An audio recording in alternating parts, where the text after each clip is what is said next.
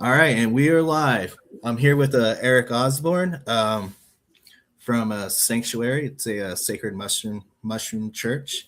I recently started social media back up again on LinkedIn. I've got. Oh, I'm echoing here. Sorry, I had YouTube streaming. But anyway, I recently started up social media again. I started with LinkedIn. I kind of avoided social media for a number of years.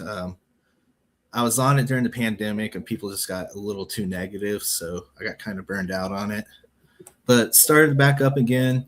And Eric came up in my feed. I was like, nice to notice psychedelics, especially psilocybin. I was like, hey, this guy seems pretty positive. And I was, viewed his profile and he has a whole plethora of experiences. And he's based out of Kentucky, out of all places.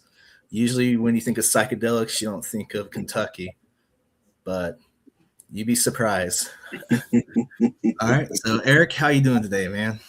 I'm doing good, man. I'm glad to be here. Yeah, you just like my family is also deeply tied to the cornbread mafia out of Kentucky. So I got blood in the plant medicine game. Dude, that's wicked. Out of the cornbread mafia, there was a crew in Kansas where I'm based. So yeah, connected. Yeah, for sure. I mean, even in Jamaica, I found people that knew my uncles and stuff down there. I mean, my uncles were like, I'm sure you know the name Johnny Boone. So like Johnny Boone was my neighbor, and my uncles were always with Johnny. And like, dude, I got so many memories that like started to click after I grew up, and I was like, oh, that's why they had all those Rottweilers in the back of that truck that couldn't bark. That's why my uncles like never talked. They were total. They were in deep. Yeah, my family lost like over 1,000 acres of property that was confiscated by the government. Yeah, it's near and dear to my heart, man, for real. So yeah. Anyway, that's a whole other sidetrack there. The mushrooms, they're tangential. Cannabis has definitely helped to pave the way for plant medicines in general, but mushrooms and cannabis, or ganja as I often call it, are good friends. Oh yeah. It was actually allegedly in high school, I was introduced to cannabis, and allegedly shortly after that, I tried shrooms, and it was life changing. Mm-hmm. I kind of held off for a number of years and started back up in my mid 20s, and then sporadically over the years. Okay. But yeah, a lot of people in the cannabis realm are also in the psychedelic realm. For sure. Well, I mean, my cannabis for me, when I work with cannabis, I really have kind of gotten more towards high dose edibles. So I like, more of a psychedelic experience with my cannabis as well when I consume. What about with mushrooms? What kind of dosages have you been working with over the years? Allegedly everything from microdosing to killing doses, with allegedly some disassociation now and then. Mm-hmm. So actually, I'm going to ask you, how did you get into psychedelics, especially psilocybin?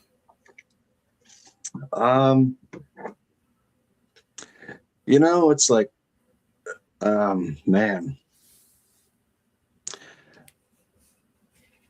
like there's like a clear point where it happened, but I can also look at my life and see that it was kind of a gradation. Like I was a kid in the library in backwoods Kentucky reading about peyote, and I was like, oh, that makes sense. I grew up Catholic and everything, and when I was reading about the Native Americans eating peyote cactus and having these spiritual experiences, something about that, even as a child, just like it clicked. And I didn't get into psilocybin until 1999. All through my high school years, I engaged with cannabis, but it wasn't until I was out of high school, and actually I had LSD the first time, and my buddies were like, oh, if you like LSD, you're gonna love mushrooms. And they were 100% right. And man, I got really into just the world of mushrooms, like I was like, dude, if these mushrooms, like, what are mushrooms? What the fuck? And so I started looking into edible and wild mushrooms then in 99. And I was way deep in that before I got really into psychedelics because they were so much more accessible. I was super paranoid. I was not going to be buying spores online, but I'm like such a science nerd, that I was like going to figure out how to grow mushrooms. And so I started studying Paul Stamets then.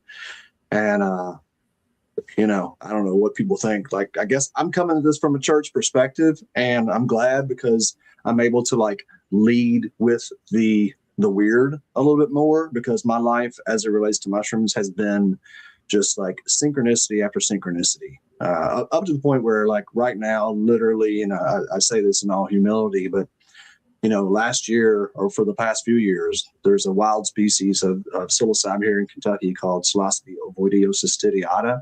Oh yeah, yeah. And they call to me, they tell me where they are, and I go there and I find them. Last year I picked over 50 fresh pounds of ovoids from this spot that like I'm driving down the road, and it's like 3 football fields away, and there's just this like, come get us. And I was like, what the fuck? Don't do this again.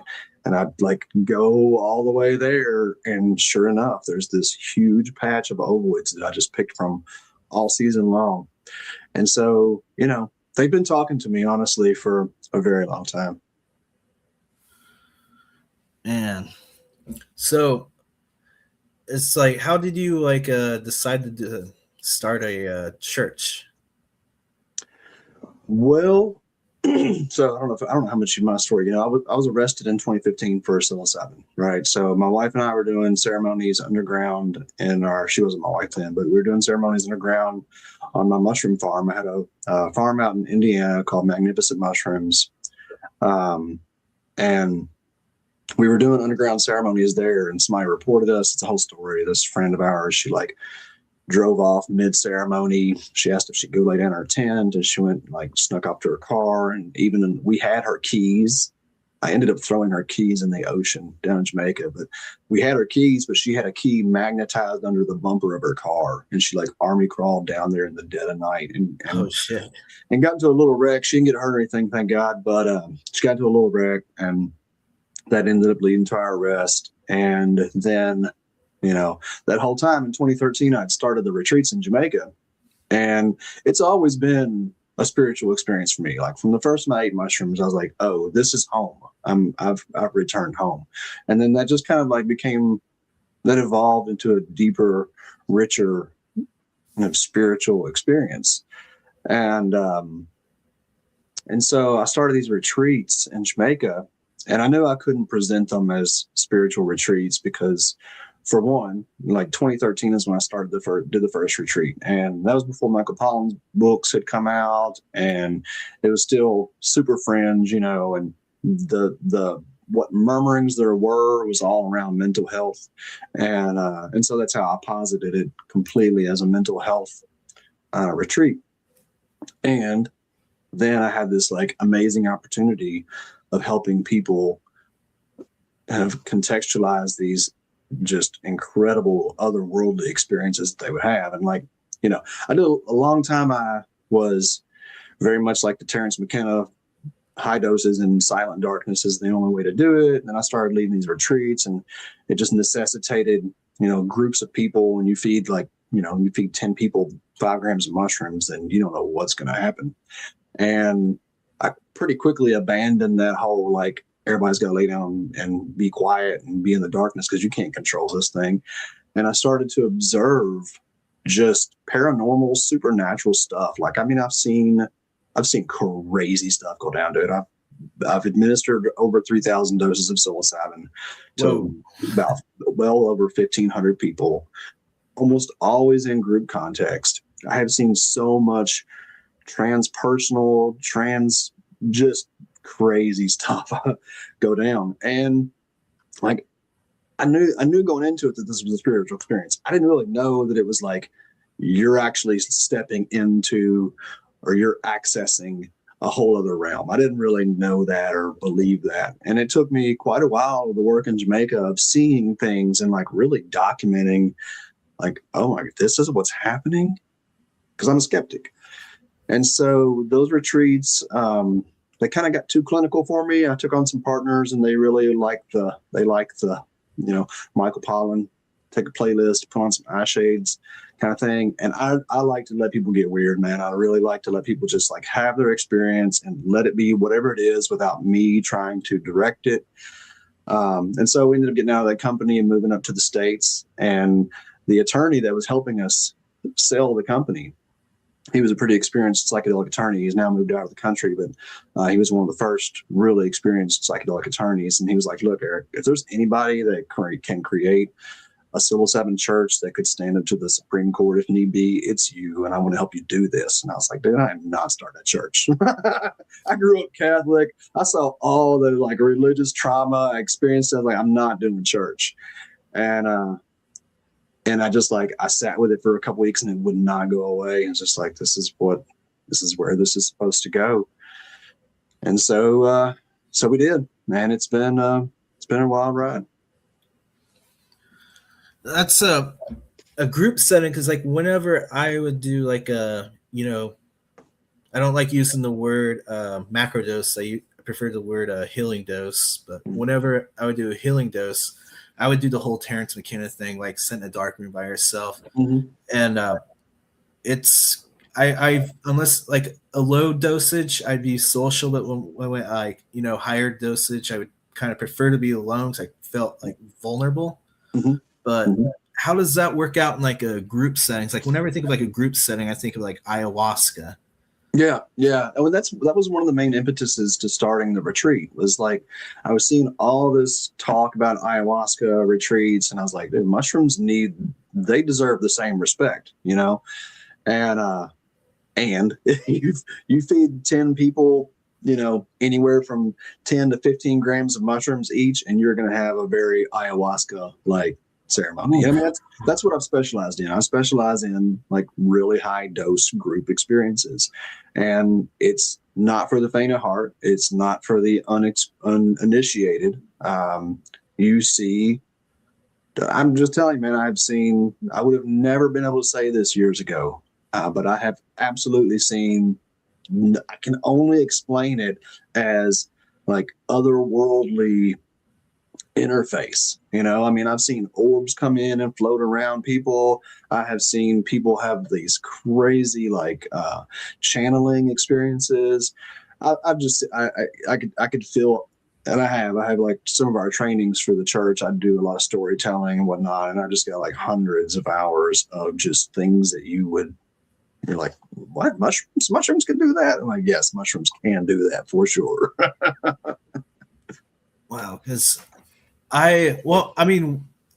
to me, like whenever I would allegedly do a healing or heroic dose, I felt like I was in a different dimension. And like there's more to life than just this. I don't know if it just opened up like a whole different realm, but you just knew. Are you familiar? Oh, I'm sorry. Go ahead. Oh, I'm sorry. I didn't mean to interrupt you. Go ahead.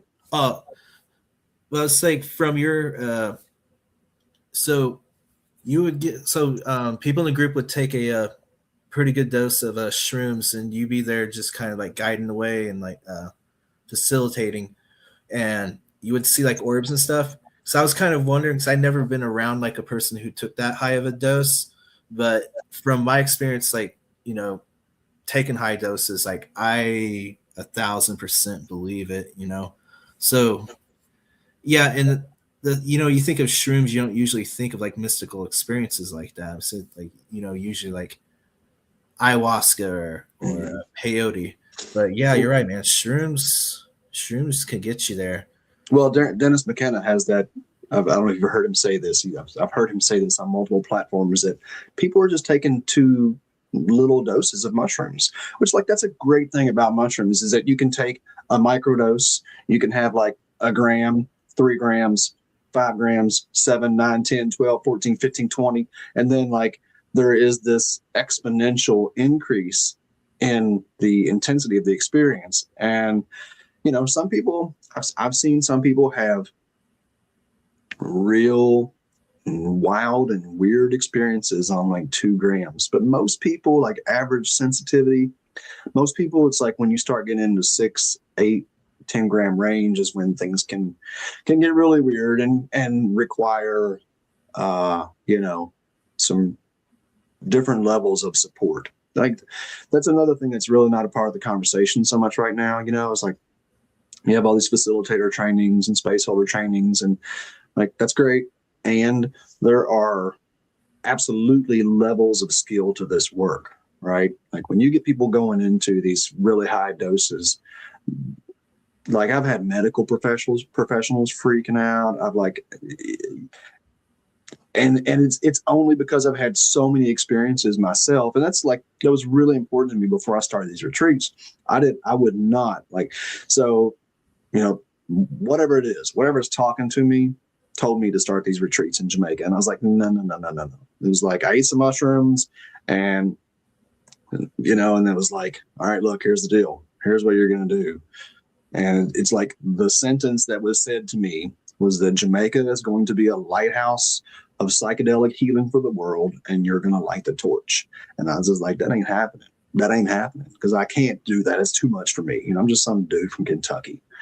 And that was in 2011. That was like the very beginning of 2011. And at that time, I was taking at least once a month, usually like twice a month. I was doing a pretty steep dose of mushrooms by myself. And every time I would take mushrooms, they just kick my ass and be like, this is what you're doing. I'm like, I'm not doing this. Like, this is what you're doing. And so finally, I was like, all right, fine. Okay, you're not going to let up. So I'll do it. And then I decided, like, okay, if I'm going to do this, then I've got to push my limits to the extreme, because I can't be just like bringing strangers from around the world and feeding them mushrooms if I don't have a real good lay of the land. So in 2012, the start of 2012, I started doing every new moon and full moon. I did 5 to 10 grams by myself. And I just did that every single month. And then by the end of 2013, it was November of 2013 is when we did that first retreat. I felt like, okay, maybe I can do this. And so, initially, like I started out like really like slowly bringing people in. So we would do 3 doses of mushrooms during the week. The first dose, initially, I started capping at 3 grams. And then that would give me kind of a baseline of how people responded. And some people were really sensitive, some people weren't. And that allowed us to kind of moderate the dose afterwards. And, by the end of the week on the 3rd dose, a lot of people were getting up into 10 to 15 gram range. As I grew more experienced, then I started to, so like people who have real deeply embedded treatment-resistant depression or suicidal ideation, these kind of like patterns that are so ingrained in them, I started to see that like they really needed a big hit early on. Because like there's so much misinformation around mushrooms. Like, yes, they will absolutely help to, heal trauma and depression and all this kind of stuff. And at the same time, if you take like a low dose of mushrooms, that can actually like further embed your depression. You don't have a breakthrough experience where you're like, oh my God, there's more to life than my little fucking sad story, And so you just get, and I've seen this many times, people get stuck in that loop. They take a little low dose of mushrooms and it's not enough to really break them through. And so, go ahead. I kind of noticed that too, from my experience. Whenever I do like a microdose, yeah, it kind of seemed like it would kind of set my ways a little bit more when I was kind of expecting like, it's gonna perk me up and I'd be like, like some Wall Street or tech bro executive, but but when I did like a high dose and I broke through, whatever, like, some trauma that like past trauma that was bothering me. Like when I broke through, I noticed microdoses actually, they were very beneficial. I mean, I'm kind of, I mean, I allegedly take dosages like every month or every other month, allegedly. Um, but I was also curious about, 'cause, I mean, you can't do them like shrooms like back to back. You build up like, or like 2 days in a row or a few days apart. You build up like a tolerance. But in terms of like a breakthrough from month to month, do you think people just get used to it because the experience, even though they've had time for like, they're everything to kind of go back to the way kind of settle down, not build like a oh gosh, what's the word I'm looking for? Anyway, they have time to like rest in between, so it hits them as just a little reset. So the tolerance buildup thing is, there's a lot of misunderstanding around that too. Yeah. I 100%, again, like, I documented over 1,000 people that I worked with personally in Jamaica. Like, I was there for over 1,000 people. Each person took a minimum of 3 doses, right? So I had a lot of data points here. And I have seen a lot of people on that 3rd dose go much further on a lower dose than on the 1st dose, which was higher. Okay. I had this one guy, dude. This guy, like, he ate his first trip, he took 3 grams, pretty strong experience. 2nd dose, he took like 1.5 grams, and he was like, all right, I think I'm good. The 3rd dose, he just wanted to like microdose. So he ate like a cap like that big. It was a fresh cap like that big. That dude he had an afternoon like I have never seen. It was the most, it was just, I mean, the whole story is just wild. His eyes straight up, completely, utterly rolled back in the back of his head, all whites. He was like having this full on transcendental, clairvoyant experience. He was like telling me my past and shit. Like, he was on a very, very low dose, right? I've seen so many people that took 3 grams throughout the entire week, and their experiences would get stronger. So there is a reality. If you take mushrooms day after day after day, you're going to build up a tolerance. It's 100%. And there's also a piece of this that is, at least with the 24-hour break in there, it seems like there's like so much at play here. It's like, for one, what you're saying about taking that experiential break, so you're not like, oh yeah, I was here yesterday, I remember this, right? Yeah. Like, that creates a very like, oh my God, I forgot how crazy it is over here kind of experience, right? And there's also the potential for oh yeah, I remember what this is like, let's slide in a little bit easier, right? And so it's really, really difficult to pin down and say this is how it works. I can only tell you what I have seen over and over and over again. For myself, I don't dose nearly as much as I used to, and now lower doses, I get further way faster on a lower dose, because like, I'm like, oh yeah, I remember this place, let's go. Because so much of the psychedelic experience and your susceptibility to it is letting go into the experience, right? Like, yeah. if you're not resisting it, you're going to have a way more powerful experience than if you're fighting it. So there's just a whole lot of nuance there, and it's not as clean cut as people kind of try to want to make it out to be. I know a guy that did he did 1 gram a day for 30 days, and he said that, like, the first week he felt the mushrooms every day, and then after that he kind of stopped feeling them, and he kind of just got used to it. But he said that after the 3rd week, he said his voice changed, his posture changed. He just became like this more alive and real version of himself. So like, there's stuff going on here that we do not have an understanding of. And like, we're testing, we're talking about serotonin receptors and all that. And that's cool. There's definitely something going on with the serotonin receptors. And the majority of the serotonin receptors are outside of our brain. Like, we're just doing brain scans. What about the rest of us, and how this is impacting and interacting with our whole nervous system? There's just so much that we don't know. So on a group since you do like group sessions, even though everybody's experience is individual for them, do you, as well as that, do you notice like a cohesiveness, like a togetherness of the group? Like, Yeah, especially when you do, like when you have groups that dose together regularly or semi-regularly, or when we did the week-long retreats. um it's again, like, so much is really difficult to put into words, but the people themselves, like, that's where so much of my confirmation would come from, because I think I do have a bias, or I have a lens that I'm looking through, built off of my experiences, and so I rely a lot on third party information to validate my experience, because I don't want to be biased in my interpretations, because I'm studying this thing. I think mushrooms are like, we can study mushrooms and the experience, and we can also use mushrooms and the experience to study reality, which mushrooms are embedded in.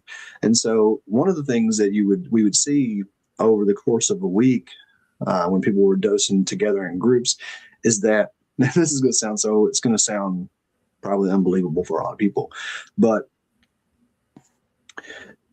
there was some kind of intelligence in the collective energy that seems to give people the experiences that scaffold upon each other. And these may be, and often are, among different individuals. So, like, you got 15 people coming in. The first dose, 3 or 5 people have this experience, and they're the ones that like really get the goods. And then the next dose, you see that the people that didn't have the most powerful experience on that first one, maybe it starts to move into some of those groups, some of those people. And then as it goes on, it starts to move. And there's this, like, I kind of look at it in terms of like the collective personality, right? So we've got all the people, and then, you have this group mind that forms. And those of us who have been working on psychedelics for a while in particular depth have a working knowledge that all life is one thing, that we are all one. And so the way that can play out in this microcosm of the human experience that is, this group, you start to see the intelligence of the collective that is seeking collective healing. But that collective healing is often dependent upon individuals having breakthroughs so that another breakthrough can occur. And that's what you would see a lot. And we still do. I mean, I see it in the church community as well, where one person's individual breakthrough leads to another person's breakthrough. And so there's there's so much there to explore. have you seen it go the other way? Say like somebody's having a real like challenge. Have you seen that like negative, like affect other people's experience in a negative way? Absolutely. Well, that's where the experience level of the support people are crucial, right? The way that I teach this, and I do a lot of teaching through our church, space holder facilitator trainings, and the way that I kind of describe this is that, when we all take mushrooms, even those who don't take mushrooms, if you are in a ceremony, whether as a participant or a dosing space holder, which I do encourage at times people who are holding space to take mushrooms as well, or a non-dosing space holder, right? So I'll have 3 different types of people in my ceremony: those who came to just be a participant, those who are there as space holders and they are also taking mushrooms as well, and those who are there as well as space holders who are not taking mushrooms. And whether we realize it or not, everybody that's in that space is a space holder. They're taking up space. They are themselves this collection of histories and information and energy that is, as I like to describe it, a pillar that is supporting the kind of psychic structure, right? And so those who have the most experience and who have There's also like this projection field that's a part of it. So if I'm like there and I'm holding space, people are looking to me as the most experienced, knowledgeable person there. So just their perspective looking at me kind of it creates a field around me, if I want to say that, right? So other people looking at you, applying this perspective of you, plus who you are, like it creates this kind of like totality of what you represent in the space. And then you've got people who are the space holders who are dosing. The reason I dose space holders is because after a certain level of knowledge and experience, you can use the energy that is provided by the mushrooms. You can use the awareness that's provided by the mushroom to be a more empathic and powerful support to people. Right? So, like, we're all just like bouncing energy off of each other in this space. And those who are aware of it can be like a really solid, radiating, calming presence. And when things get crazy, as they often do, those space holders who are aware of it and are able to maintain that centeredness, they can just kind of like absorb some of that just chaotic energy. There's been so many times that people have told me, like, I thought this thing was going off the rails, but I saw you standing there smiling and I knew that everything was okay. You know, so the role that the space holder has in the high dose, particularly ceremonies, is absolutely crucial. And it's just a different knowledge set. Wow. I like that. There's a whole method to it as well. Oh, yeah. Wow. All right. We got a DP. Cheers, Yo. cheers. What up, man? Sorry for being a little late. No worries. Sitting here with Eric, talking about some cool stuff. That's great. I was catching the beginning of it. It all sounds very interesting, and I think a lot of people can make use of it. That's the hope. That's the hope. I want to provide a perspective that is a little broader than what is typically brought into the conversation around mushrooms, and that can be applied. You know, like it's not just talk. This is stuff that we can understand and apply to our working knowledge. That's great. I'm excited to see what the future kind of brings for it. I hope they're able to integrate it a little bit more within the local medical systems. I think it's still really taboo, but I think there are the handful of doctors and physicians that are hearing about the benefits and are able to make suggestions and stuff. And I think what you're doing will definitely help kind of bridge that gap between the two and allow more people to gain access, not only to the information, but to the fruits themselves, because that's for where sure. Yeah. For sure. I mean, my one of my concerns with the medicalization is that it's going to there'll be gatekeeping around it. You know, I mean, cannabis is a very different creature, right? Like, for someone to go to a dispensary and pick up their medicine that way is like, it's very low risk overall, right? Whereas mushrooms, there's a little bit, even those conversations that we're just touching on, there's significantly greater risk, especially when it comes to dosing and that kind of stuff.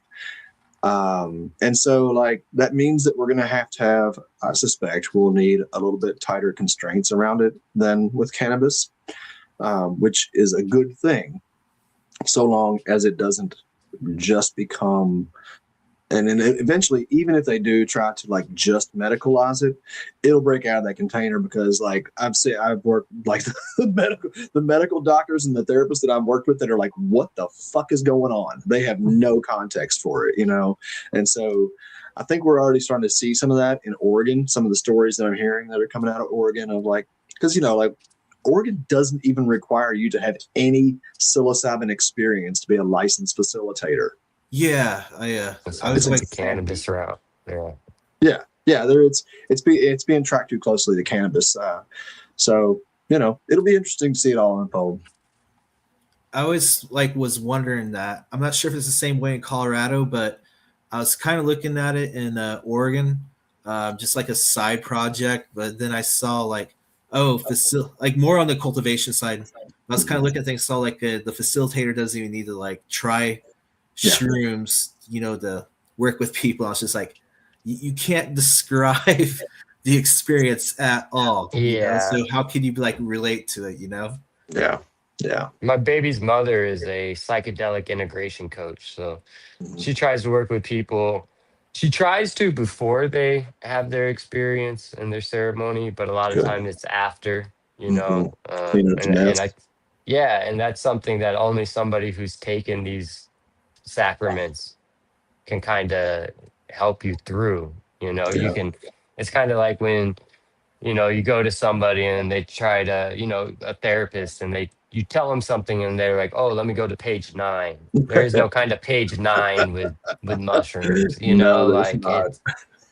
it can, and even within my journey myself, like, I had to take a pause for a little. My mental health just wasn't up to par. I was Mhm. having a lot of anxiety. I was having a lot of ideation and stuff like that. And I found that using these things weren't necessarily helping me. And so I had to take a step back. And that was a huge realization to me, because I mean, I've given people, oh, just take some mushrooms, go take some LSD. And It's just not that simple. Yeah, it's not that right. simple. And that conversation really needs to be had. I mean, something that I know for a fact coming out of the some of the work that I've done.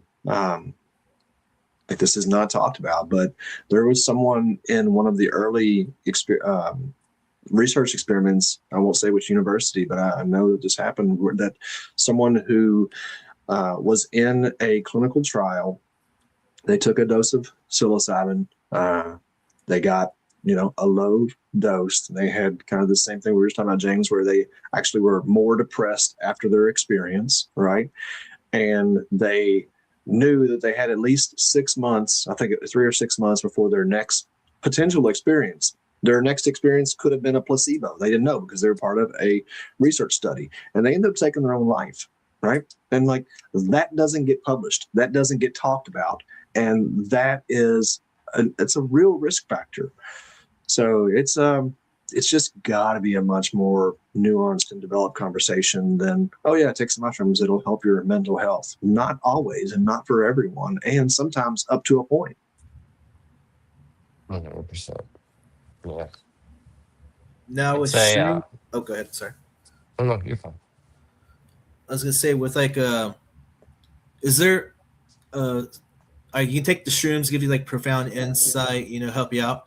But would you say you have to put in the work as well? Oh Yeah. my gosh. Absolutely. Absolutely. That's, God, I don't know. And it's like, what is the work, right? Because it's not just like talking to your integration expert who sits down and helps you like recount and reinterpret your experience, right?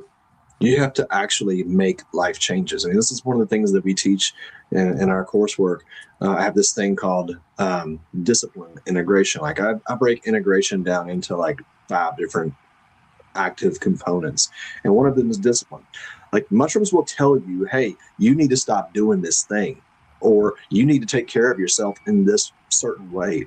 And if you don't do it, you're gonna be worse off for it, right? So like, it's definitely not, oh, I took some mushrooms, I talked to God, I got some insights, and now I'm good. Like, sometimes you get your ass handed to you and you get told some really challenging information that you then have to go and apply. And if you don't have support, if you don't have community, which is the biggest reason we started the church, right? Yes, I want to be able to talk about this from a kind of a spiritual, metaphysical perspective from the get.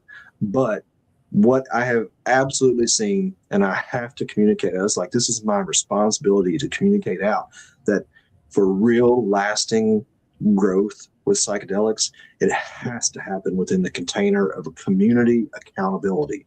And even still, we see people who come into our community and they get scared of what they see in themselves, and rather than face it through the reflection of community, they bounce, and that they're going to be worse off for that.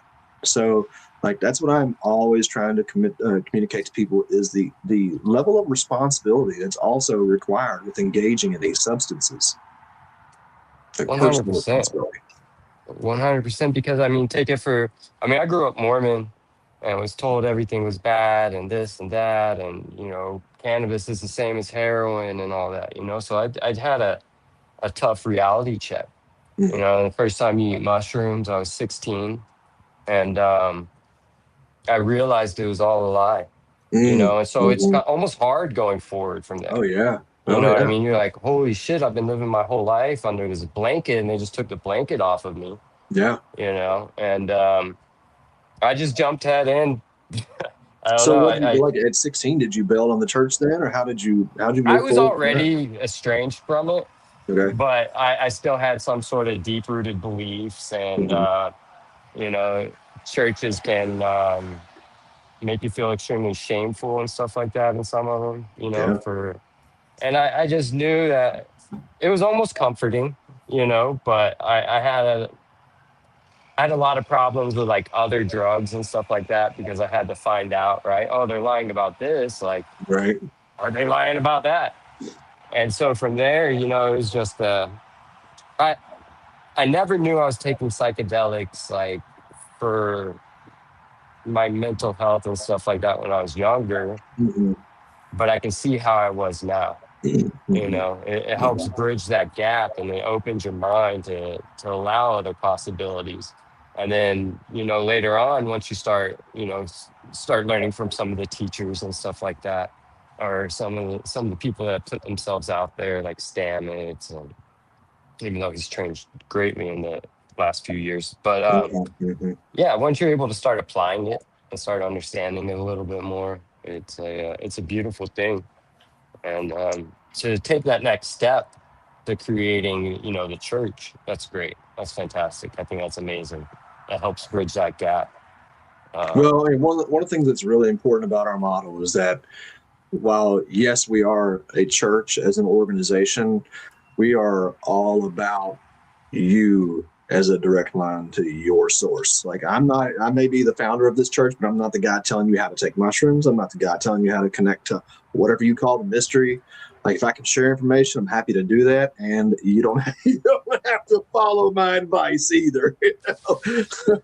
Because man, religions have fucked some people up. But it's also a place that, you know, is a common ground for Hmm. people to be able to come and, like you said, work with each other. The direct community link is something that I feel got lost within COVID. Yeah. I was locked up during COVID and I got out in 2019 to a whole new world. Oh, I bet. And Wow. it was wild and there was no community anymore, Yeah. you know, Yeah. like it was, and it was kind of disappearing before that. But Hmm. Hmm. I really think that direct community is the answer to a lot of people's problems. It's that 100%. accountability that you're talking about, you know? Accountability is a big part of it, and just connection. Like you see someone else has a similar struggle to you, then you're not living in this silo and like in this, because we all know humans are like built with a negativity bias, right? Like that is part of our evolution. And when we are by ourselves and we have almost no hope of breaking out of that, because we're just spinning in our own little world. Personally, I think the social media that I am thankful the most for, that has done so much positive for my mental health, is YouTube. That I can go. It's like I'm very open about this. I am undiagnosed because I have always refused to go to a psychiatrist. I went to one psychiatrist one time, and they immediately put me on Zoloft when I was like 19. And I Oh was like, shit. fuck this. I'll just smoke weed. I'll just self medicate. I took it for like 2 weeks, and I was like, I am not myself. And so I just bailed on that. I've been to a few therapists over the years, but I have borderline personality. I have all 9 traits of borderline personality. I'm asymptomatic right now. I think that I'm absolutely the healthiest I've ever been in my life. Of all 9 characteristics, I have a little bit of mood swings, but I've kind of in the last like year or so, I have become such a vehement defender of my own mental health. I'm just like, I'm not going to consume your negativity, and because I'll just like become so negative if I don't watch it. And YouTube has been so helpful for me, man. The last like 5 or 6 years, almost every morning I get up and listen to something really positive and feel that like connection to someone else with a different perspective. Because like you said, we're just like, we're living in these like isolation boxes, and it's like so bad for us. That's what church was for so many people for so long. Not like the religious thing, like, yeah, that's wrapped up in it, but it's really socialism, or not socialism, it's being socializing, you know. Oh yeah. As I get older, I realize socialization is key. When I was younger, I was kind of like, yeah, fuck everybody, I'm gonna do my own thing, you know. Just Right, kind of. right. But as I get older, I'm like, oh, okay, yeah, we need each other. Maybe I went overboard there. Yeah. Which is a good thing about, one of the things about psychedelics is they have this bonding ability. You know, when you take mushrooms with a group of people, like, you are close. You get really connected. You go through something like that together. It's wild when you have like the shared visualizations, Oh Oh like yeah. yeah. Oh both yeah. looking at a light and you're like, oh shit, look at that wolf, and everybody, what I mean? It's wild. Like, Oh yeah. I've seen it, man. I've seen like, and like, I think the ones that really intrigue me the most um, are like the shared entities, you know, when people have like DMT and shit. experienced the same entity. I had this one in Jamaica, this one experience where it was like, I'm doing my thing, I'm, facilitating the circle, and there's like 15 people all spread out in the dark, you know. And as I'm walking around the circle, I just feel, I don't see it, but I feel these enormous beings. They're like the size of this like 20-foot pillars, and there's three of them. I can't see it, but I can just feel it. I'm just like, and as I'm walking, they're like walking towards me, and in that state, I'm not questioning anything. This is my experience. I'm just like, okay. And as they get closer, I just have this sense that they are so ancient, and so like they like walk past me, and I just kind of like humbly just kind of like nod at them and have this like sense of gratitude that they're there kind of watching out for us and whatnot. And I'd never had anything like that happen before. And I just kind of like, okay, it's like, well, that was interesting, and dismissed it, going on about the night. And at the end of the night, we're sitting around talking, and this one guy was like, oh my gosh, y'all, I had these three beings. They were like these giant pillars, and they just were like walking around the circle, keeping an eye on everybody. And they got to me, and they just like, they recognized me, and they nodded, and I kind of nodded at them. And it was like almost the exact same experience that we had, without any conversation throughout the course of the night. And I don't try to put a label on those things. Like, I don't know what they were. Maybe it wasn't real. Maybe it's completely, we just shared in our imagination. But when you see those things happen, like time and time again, it makes you start to question what's going on. 100%. And have you heard about like the extended DMT Yeah. Hmm. mapping that they're doing? So Hmm. they'll hook you up Hmm. intravenously up to an hour.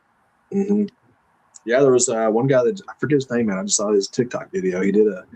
He's like one of the main guys that's been doing it. He did a 5-hour DMT. Can you imagine a 5-hour But what's IV? wild is kind of what you're saying with the similar entities, and a lot of people are seeing the same, they're describing the same type of entities. And somebody will be all the way in like Switzerland, Yep. and somebody will be here in the States, and they'll both be describing similar, and I've experienced two different types of it. It was both in DMT. I haven't tried 5-MeO yet. Same. Mhm. Um, but I've experienced the NN several times, and my baby's mother had brought some down from Canada from a practitioner out there that leads ceremonies and stuff, and it was almost like a Mhm. pink purple hue to it. And Mhm. usually I get it's a yellowish, you know what I mean? Mhm. It still smelled the same. Yeah, that smell is unforgettable once you smelled it Mhm. and experienced it. But the stuff that she had brought down was, it felt so much more feminine to Hmm. source, Interesting. and a lot of my visualizations, especially once I came back in, but I was still like in transition, Mhm. like it was almost like native or Aztecish type of visuals within, the sky and anything I was looking at, right? It all kind of had that, as opposed to the more yellow kind of stuff, yellow white type stuff is kind of more Alex Grayish almost in that aspect. So it was weird. I don't know. I talked to the guy who had made it, and he described how he made it, and it's just a filtering Same. Was it the process. There's same a mimosa? difference. Same. Okay. Okay. But the same mimosa. Yeah, Yeah. yeah. Interesting. So Yeah. No. I mean, I it's think wild.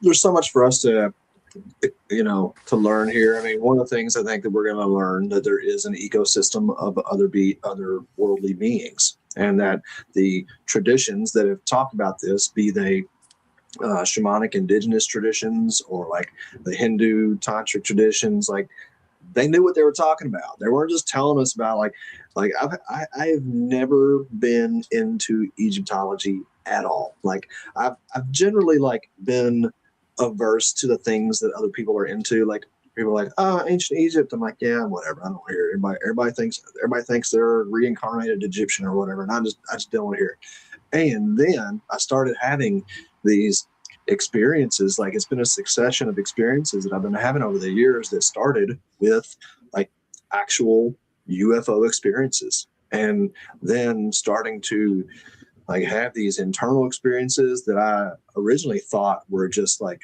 my imagination. And then I'm like, oh no, you're actually being contacted. You're being communicated with by some, beings. And then like you study into like the whole Sumerian tales and all that, and it's like, oh shit, like what's actually going on here? Like these weren't Wild just one that really stories. got me, yeah, is the Dead Sea Scrolls, but also Mhm. the Book of the Dead, Mm. Tibetan Book of the Dead. That's a I've not wild read it. one. I've not read into that. Yeah, I've heard a lot about it, but I haven't read into that yet. Yeah, yeah, it's a fun one to go down for sure. Take it.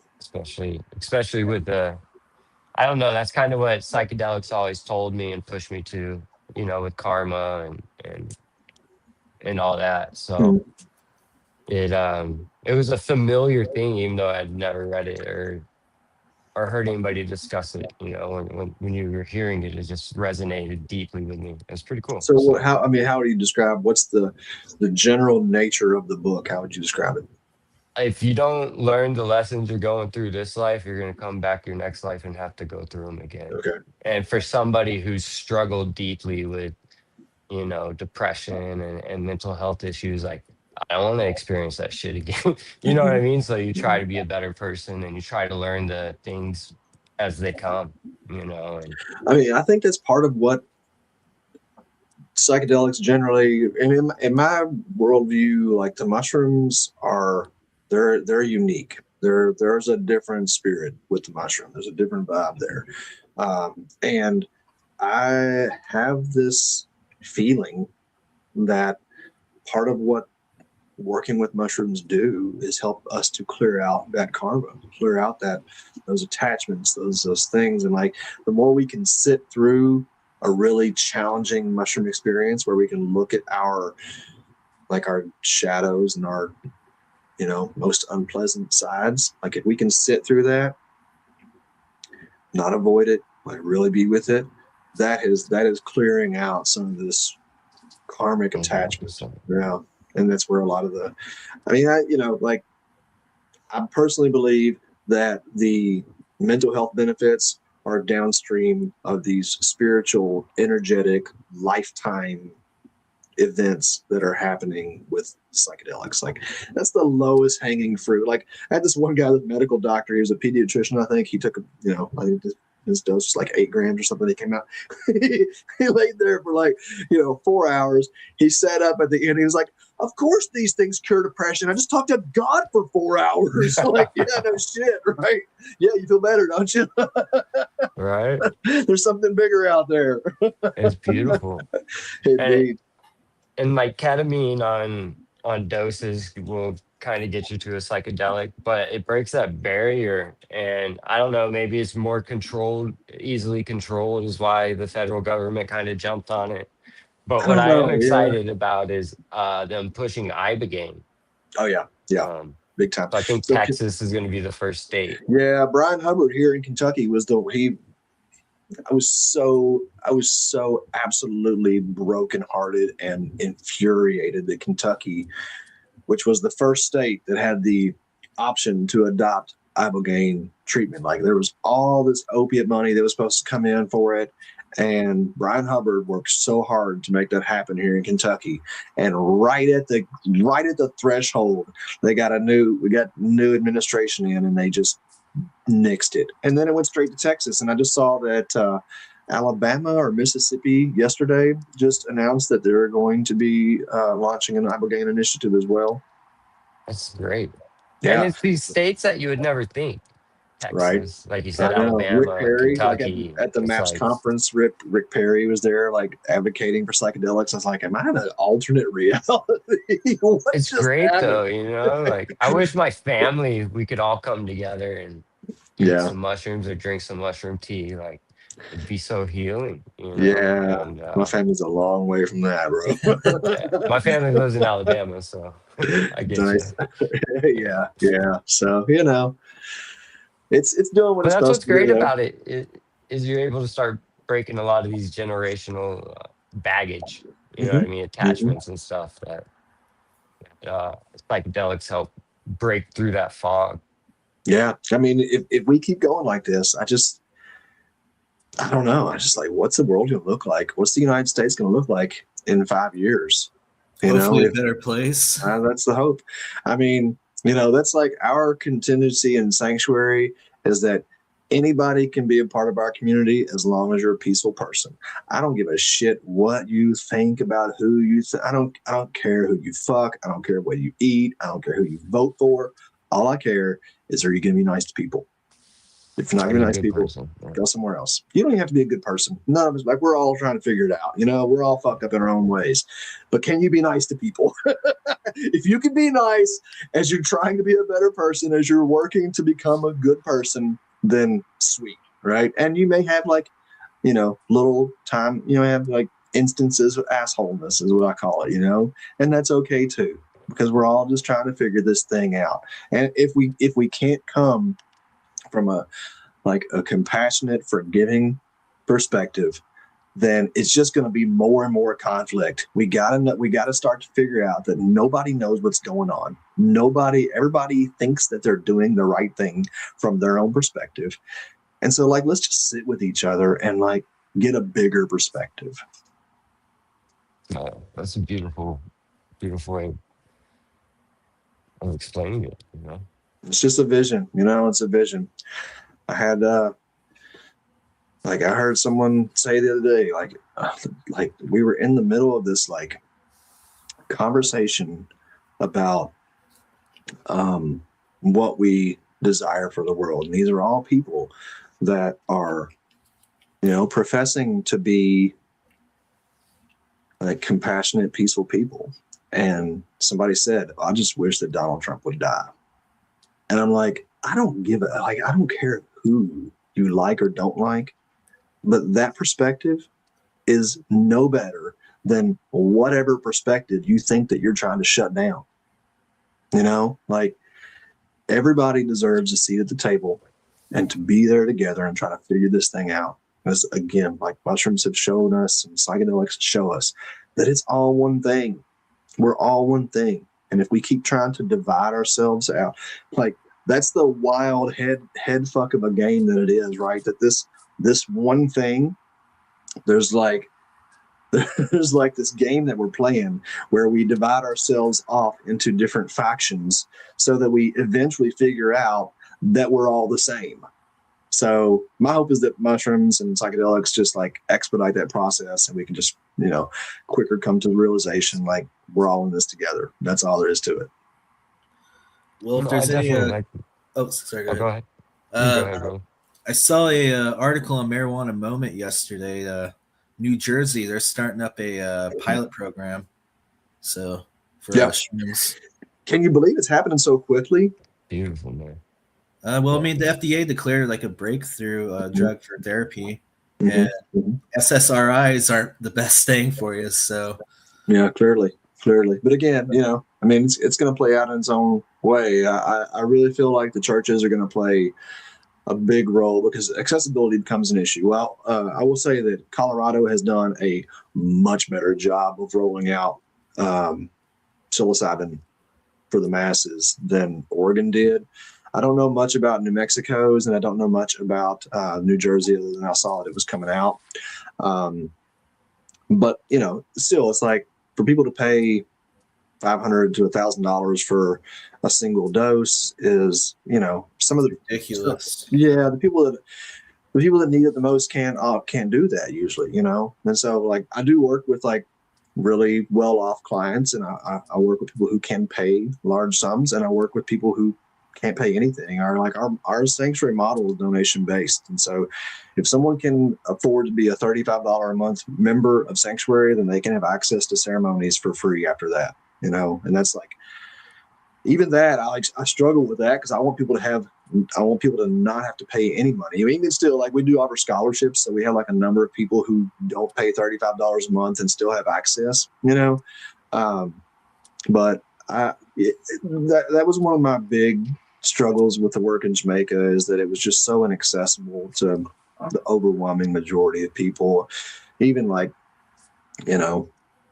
I was in Jamaica because I was into Rasta, right? Like, I wasn't in Jamaica to do mushrooms. I've been visiting Jamaica for 10 years because I was deep into Rasta cannabis culture. My uncles, I was telling James, were part of the Cornbread Mafia. It was like a big part of my family history. And then, like, my buddies down there who own some guest houses, I was just trying to help them make some money. And so these retreats, I tried multiple different retreats that were not mushroom oriented. And then this like mushroom retreat idea came. And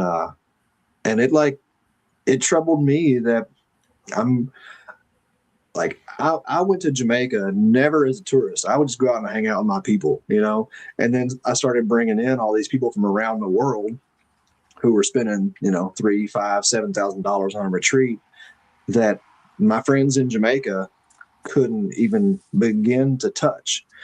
And so we ended up starting a program where, at least when I was there, we were doing, I was training Jamaicans to hold space for other Jamaicans so that they could have low to no cost access to mushrooms. And there's still a friend of mine down there. Her name's Benedict Mannix. Amazing facilitator. She's like, if LSD was a human being, it would be Ben. And she's doing a lot of work down there helping Jamaicans get access to psilocybin treatments. So there's a lot of work to be done. And, things do cost money. Like, there's a reality, like, it costs money to run programs, and there's no doubt about that. But there's also a way where, like, my belief is that the overwhelming majority of people can learn to safely work with mushrooms on their own. Like, you can eat 3 grams of mushrooms in the comfort of your own home. And if you then have community that you can go to process that experience, like, you don't need to pay a therapist or facilitators or get into that whole like $500, $700 a session thing. Another really nice thing that I found much later in life is starting to cultivate my own. You gain a whole new relationship with them. And, Oh, yeah. And it's a beautiful thing. And a Yes. lot easier than people would think. Oh, yeah. I mean, especially depending on where you live. Like I was telling James, here in Kentucky, we have the ovoids are wild here. And like, I pick with, you don't have to be a specialist. You can learn what wild psilocybin looks like. I picked over 50 fresh pounds of wild psilocybin last spring. Like, it's just over the top, you know what I mean? I left so much. I'm just like, I can't pick all of this. And I'll send people out and I'll tell some people where the patches are and that kind of stuff, But what you're speaking to, the relationship, like I've experienced this with cannabis to an extent. Like, I've grown quite a bit of my own ganja over the years. And like, it's a different thing when even if it's like a tomato, if you grow your own tomatoes and then you eat that, like it's a more holistic experience. But with mushrooms, when you're growing mushrooms that are, like you mentioned, the DMT, it has me thinking about this, right?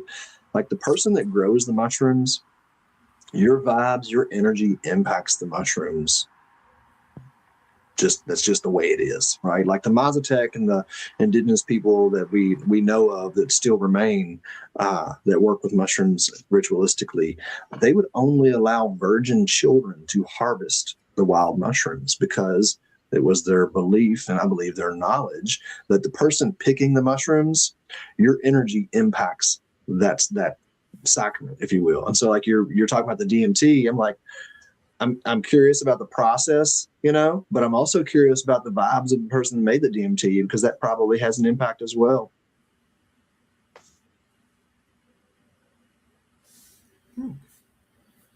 So Your kind audio of is out. so would you say, all right, so like you see the entities like with DMT, how would you say that okay, based on your experience, I know like you can't really explain what you see on psilocybin. Have you seen similar entities like at high doses, or whole different set, Oh, or for have sure. you, or what's your experience? Hmm. I have moderately limited experience with DMT. I've smoked NN-DMT probably 10 or 15 times. I've drank ayahuasca a couple of times. When I drank ayahuasca, it was like, "Hey, buddy, thanks for visiting, but you know where you belong." And I walked outside and found an Amanita muscaria mushroom. I was like, "Oh, yep, all right, I get it." Um, the one crossover that I had with DMT and psilocybin was not so much of an entity experience as it was a, all right, this is a little bit different but similar. Um, I've had deceased loved ones that come and visit in the mushroom space. And I was actually sitting right here in this spot, and I was like, "Oh, I'm going to smoke some DMT." And so I went and hit the DMT pipe, and I was like prepared for the typical, like, and that didn't happen. Instead, what happened was this person who I hadn't thought of in 10 years, 20 years. She died in a car wreck when we were in high school. And I hadn't thought about her forever. And I didn't see her or anything, but I just like felt her presence. And I was like, okay. And then she like came and told me about this trauma, sexual trauma that my mother had. And my mother is actually living in that girl's old house now. And so I've had similar things happen with mushrooms, which those are the ones that have taken me, like, those are the ones that I did not believe at all. I'm like, I'm not believing that someone who is dead is coming to talk to me now. Like I'm not buying that line. And it kept happening. And it like, there was one instance that I had where a lady during a mushroom ceremony who had not taken any mushrooms, she said to me the name of someone who, my cousin Amy, who her father was the Cornbread Mafia guy. She started coming to me in mushroom ceremonies. And during this one ceremony where it was very apparent to me that she was there and I didn't say anything to anybody, after the ceremony, the lady who didn't take any mushrooms, she said, "Does anybody know an Amy?" And I was like, why are you asking that? And she's like, "Because every time yesterday during the ceremony yesterday, I kept hearing this name, Amy, Amy, Amy." This is how I knew. And she goes, "And every time you would spit, like purge spit, the voice would say to me, 'I know what it means when a redneck spits.'"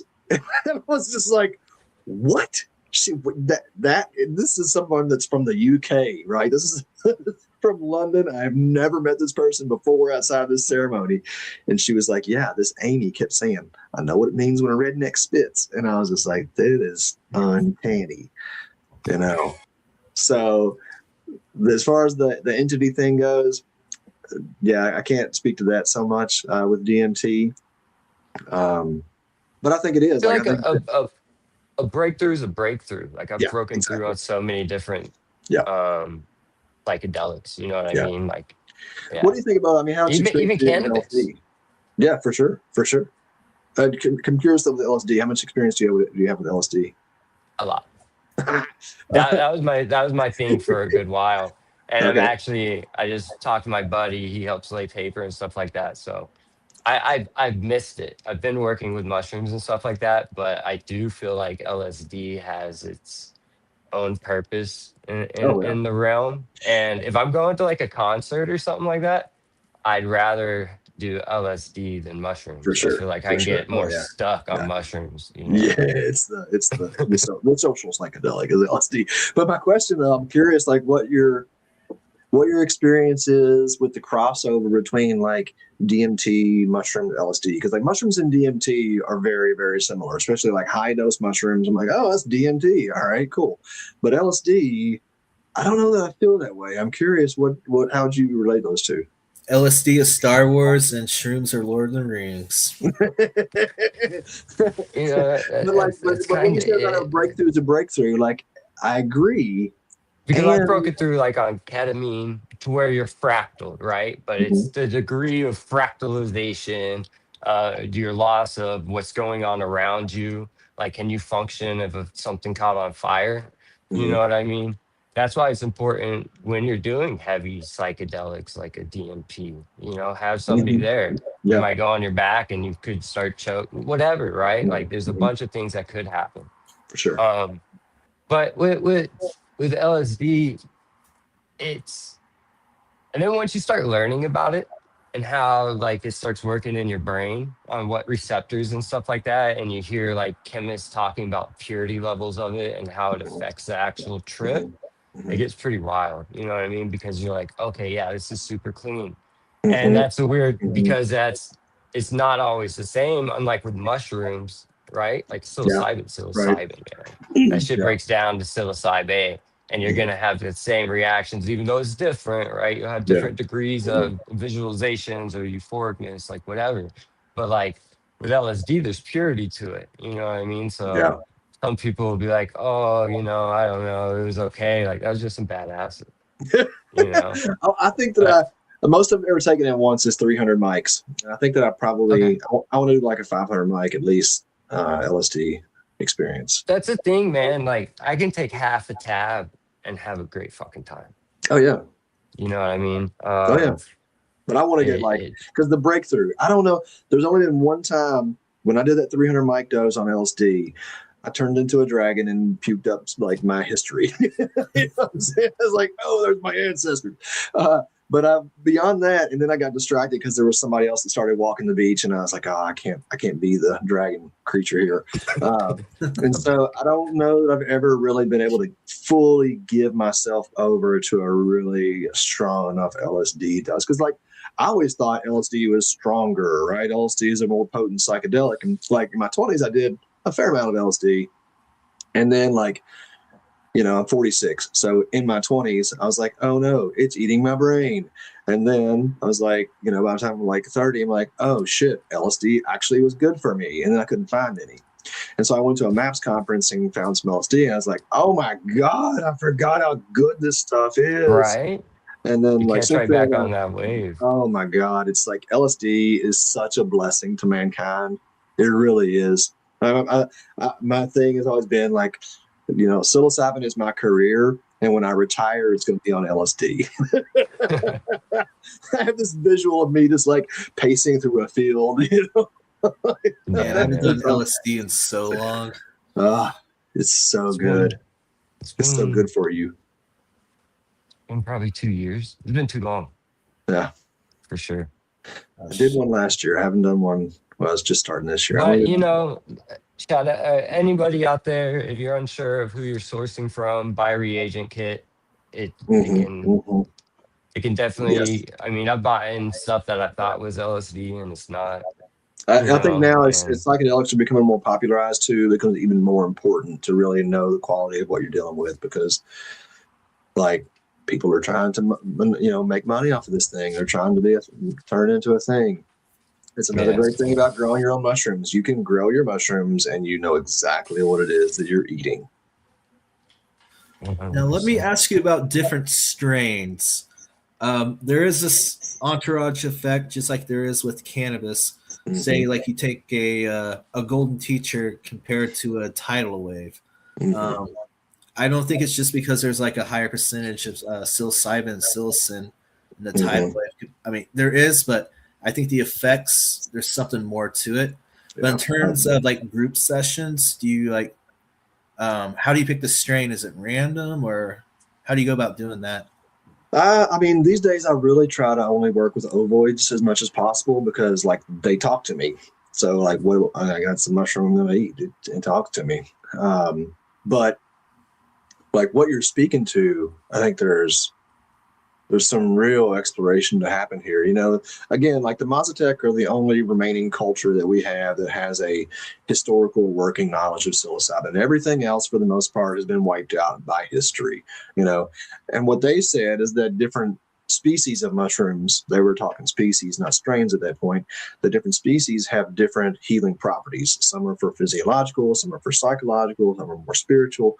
Um, I think in Germany, a few like 10 years ago or so, it was discovered that there are like 8 more active indoles in your average cubensis mushroom than were previously suspected, and that those can be at varying ratios. And so, like this entourage effect, I think is incredibly important for us to get a better working knowledge of. And I think you're right, like the strains, um, the variation in the experience is not just a potency subjectivity, right, or a objective potency. There's also these other components, and you know, like cannabis growers know, like growing mushrooms, the substrate that you grow your mushrooms on can have a different composite effect on the fruit that is produced, right? So, like, go ahead. Have you heard of the people infusing it with DMT? Yeah, I think that Whoa. that's We talked to well. the guy once. Yeah, there's been you know, I don't know. It's an interesting idea. Um, it seems like from the science anyway that is currently understood that it's probably not actually happening, and like that's a thing too, right? Is like there's so much subjectivity to your psychedelic experience. Like what you think about and how you think about your experience has a huge impact on the nature of the experience. So if you go into it thinking, oh yeah, there's DMT in these mushrooms, then it's highly likely that you're going to have an influence that's experienced by that perspective, you know. So I'm not saying it's For not a sure. thing, but it's a little sus to me, and honestly. They're super closely related. I don't think it's doing much, honestly. Like you said, it is more of a head thing. But Mhm. what's remarkable to me is how molecularly similar psilocybin is, not only to DMT and NDMT, but also like our serotonin receptors. Mhm. Mhm. It's they're so closely related The question to me molecularly. is the question to me has often been, why is there a molecule of consciousness in a plant? Right. And I think that there's like something really worth exploring here. I personally think this is where That's a good way psychedelics of putting it. go. Psychedelics, like, to me, one of their primary use cases is to explore consciousness. And I don't mean like what's inside my head, but I mean like consciousness that is the source of everything, right? And so, like, if that exists within the plants, there's there's an intelligence behind that. Like I had this kind of realization on the beach on mushrooms. All right, so you pick up a handful of sand, right? And anybody that's picked up a handful of sand knows that there's like almost infinite numbers of granules of sand, and they all have their own unique look. Like it's like a mini. Like when you start looking at little grains of sand on mushrooms for LSD, and you start to see how many different like pieces of shells and different components there are. And so, like, I'm holding that grain of sand, and I'm aware of all of the granules of sand that I can see, right?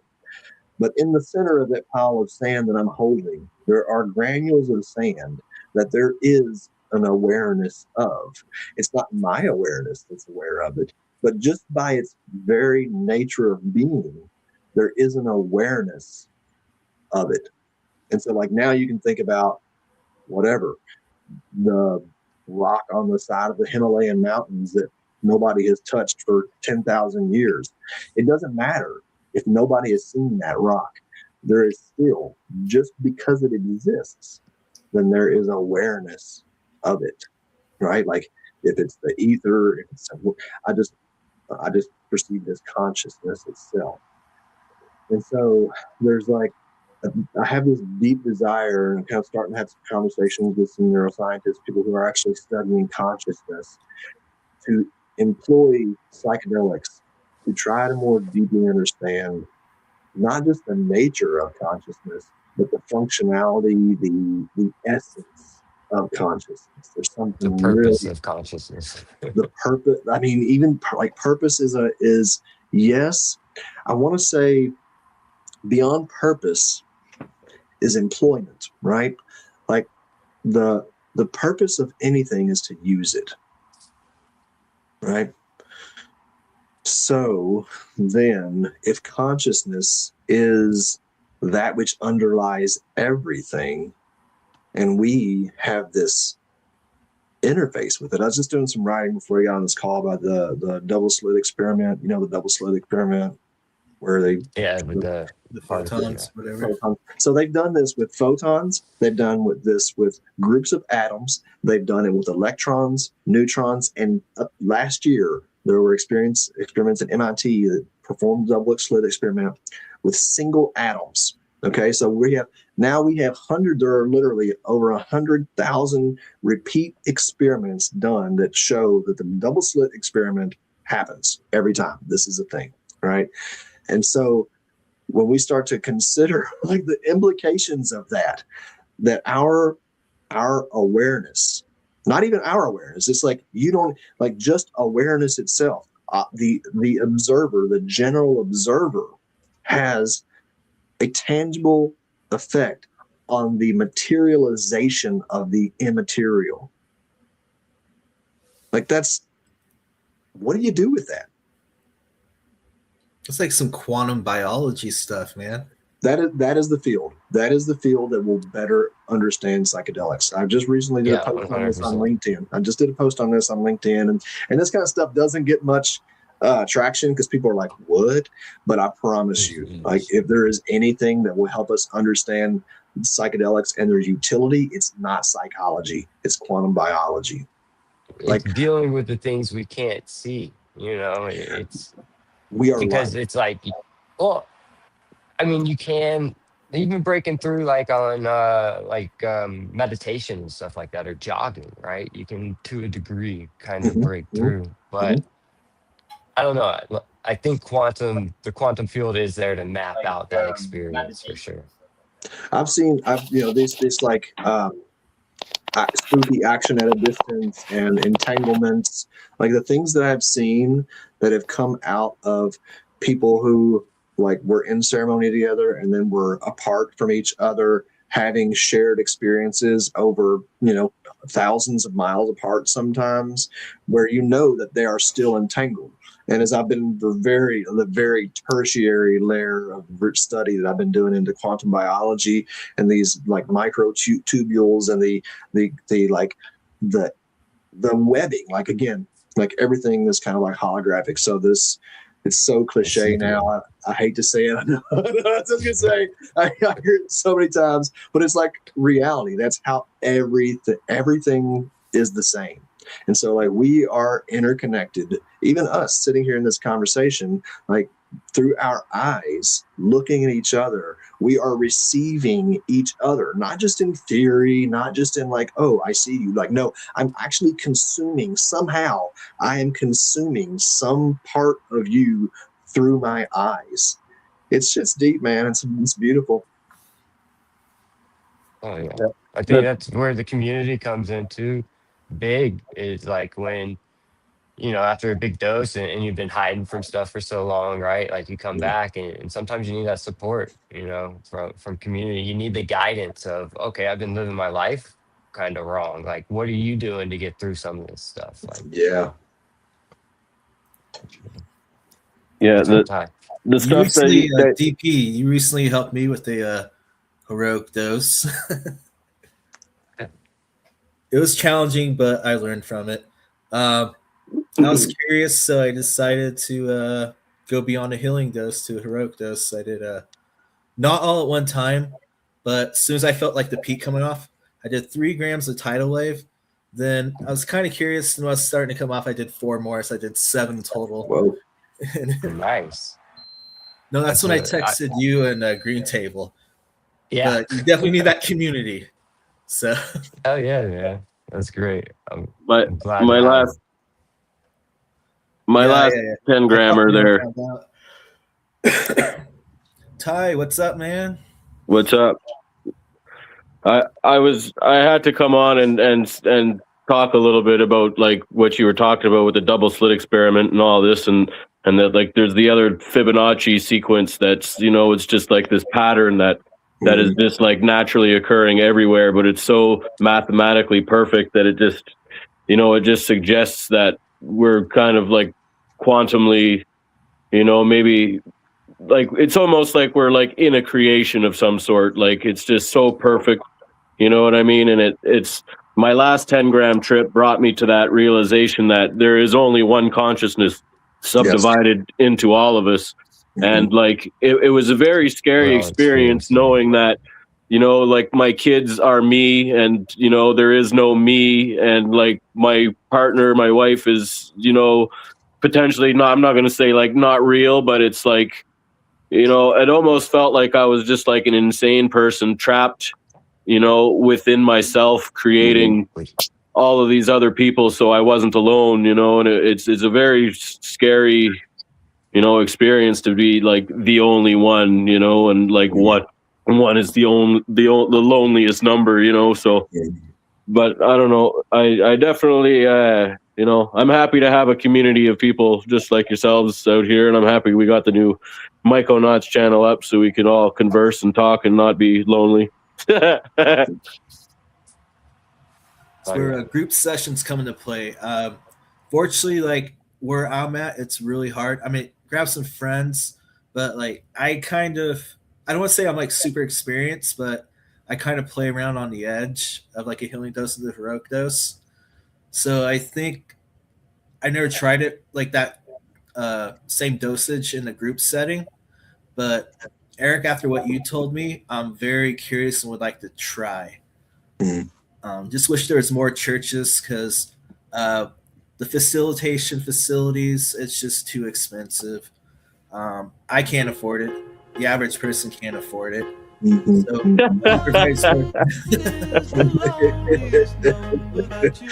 well, I mean, you know, that's what we're trying to do with Psanctuary. It's a slow go a little bit, because I think in a lot of ways, because like somebody was saying earlier, that like community has been kind of you know, like we've lost even what it means to be in community. And so like while our church, like we're actually the entity itself is organized in Washington State. My wife and I live in Kentucky, and this is where, you know, we hold most of our ceremonies, but we've got members all around the country. And one of the things that we are really trying to do is encourage pockets of people to collect under this umbrella. And so like we've got a group in Ohio that meets, we've got a group in Maine that meets, we've got a growing number of people in Florida. And like, you know, my hope has been that this kind of strength in numbers kind of deal, right? So like if we, and I'm not, like the goal is not to create some kind of like a brand or a franchise, but there is also the awareness that there's so much stigma around this, and that if we do come together, the more we come together either as coalitions or as like a collective, then like that's going to have a cultural shift and a cultural impact that will go so far beyond like us just like forming our own little groups here and being like, oh yeah, here we are doing our thing, you know. So like humans need a sense of unity, they need a sense of connection, and because we are like, they need that safety as well, you know. Like safety. Well, I mean, and like that's the thing too. Like people don't really I think that this is going to happen. I think that we're going to see a time where there is backlash against the churches. I don't believe that it's just going to like be allowed to just go on and on and on before some entity, government, federal, state, whatever, starts to say, like we need more scrutiny. We need to know if these are churches, are they legit? And I think it's important also to know, like, are the people that are running these churches like well-intended? Are they knowledgeable and experienced? Do they really have safety at the focus here? Are they really trying to provide a container for ongoing integration and like the work, as y'all said earlier? And so like that's one of the things that Psanctuary is actually trying to do right now is we are doing it. We're developing a program where we will train other people how to form their own churches.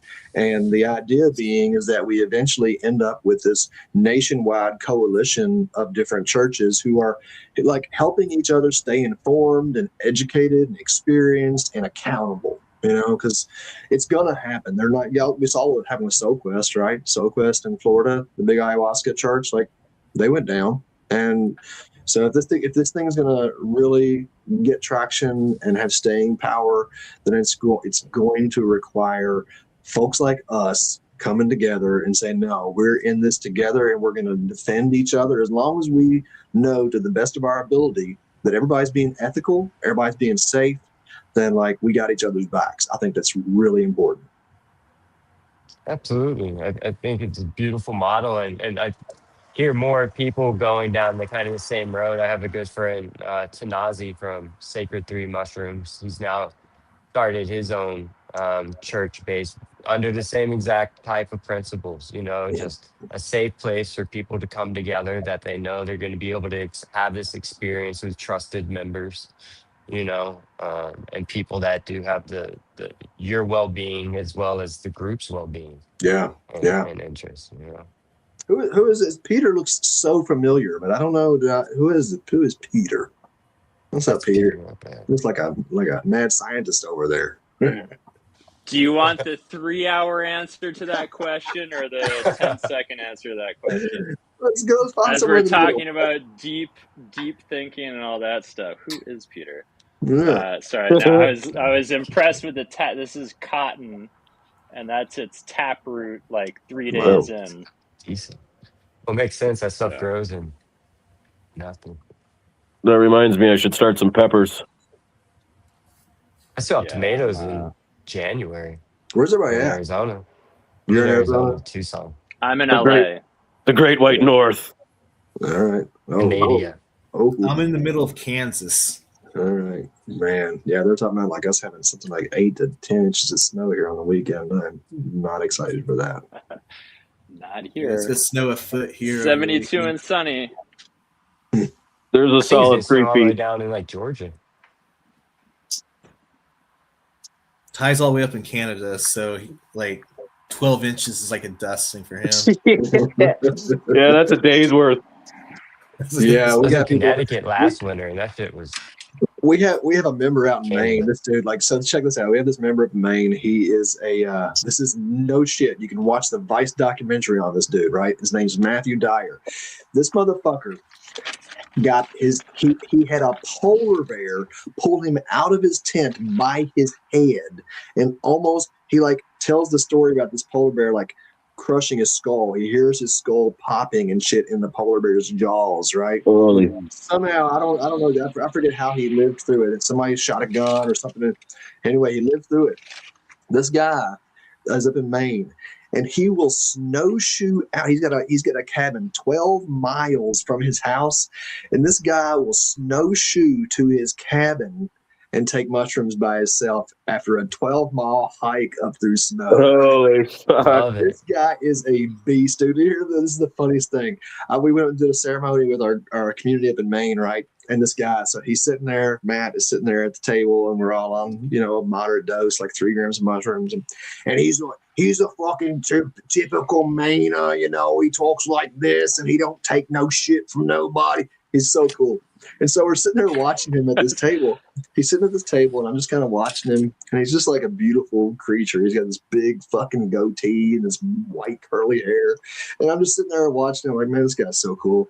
And from across the way, I see two of our other members that are walking towards him. And as they're walking toward him, I can tell that they're holding something. I was like, what is that? And as they're getting closer, they're walking towards him. I can see they walk up to him, they sit it down right in the middle of his mushroom trip. It's a 3D printed life-size polar bear skull with like moving jaws. And this guy picks it up and looks at it and goes, well, that's fucking cool. Just fucking. He didn't break a stride, dude. I mean, can you imagine? And like, it's like, I talked to him about this, like, dude, once you've had your head inside of a polar bear's mouth, like, what can phase you? Like, fucking 20 grams of mushrooms is nothing after that, you know? But yeah, you can go check his documentary out on YouTube. It's a Vice documentary about surviving a polar bear attack. That's wild, man. I don't ever want to star in a similar documentary. No, he got that one. He got that one. No. I've been in some hairy situations, but holy shit.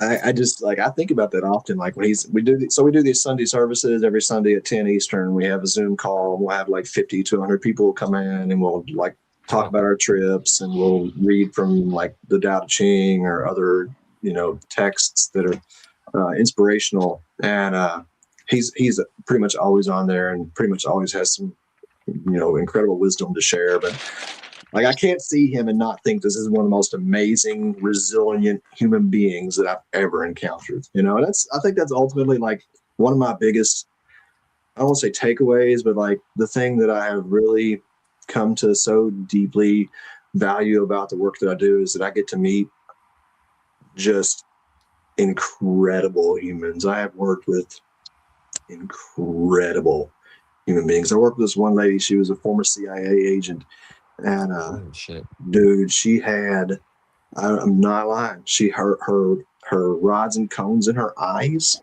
were purple and gold. And like this woman, she walked up to me on the beach at like 7 o'clock at night when she got to the retreat. And like, I felt her before she got there. I felt her walking up, and she came and stood beside me, and I just had like cold chills. And she was telling me that this condition with her eyes was like 1 in 10 million has this same genetic condition. But both of her parents were intelligence agents.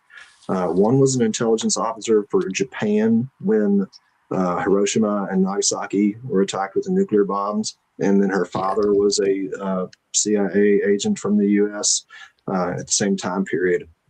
And her experiences and like the amount of information in her field was unlike anything I've ever experienced. You know, and like you talk about quantum biology. This is something that we will eventually be able to explore. And I think through the use of psychedelics is that most of our information about who we are is not within our body. Like there is an electromagnetic field around us.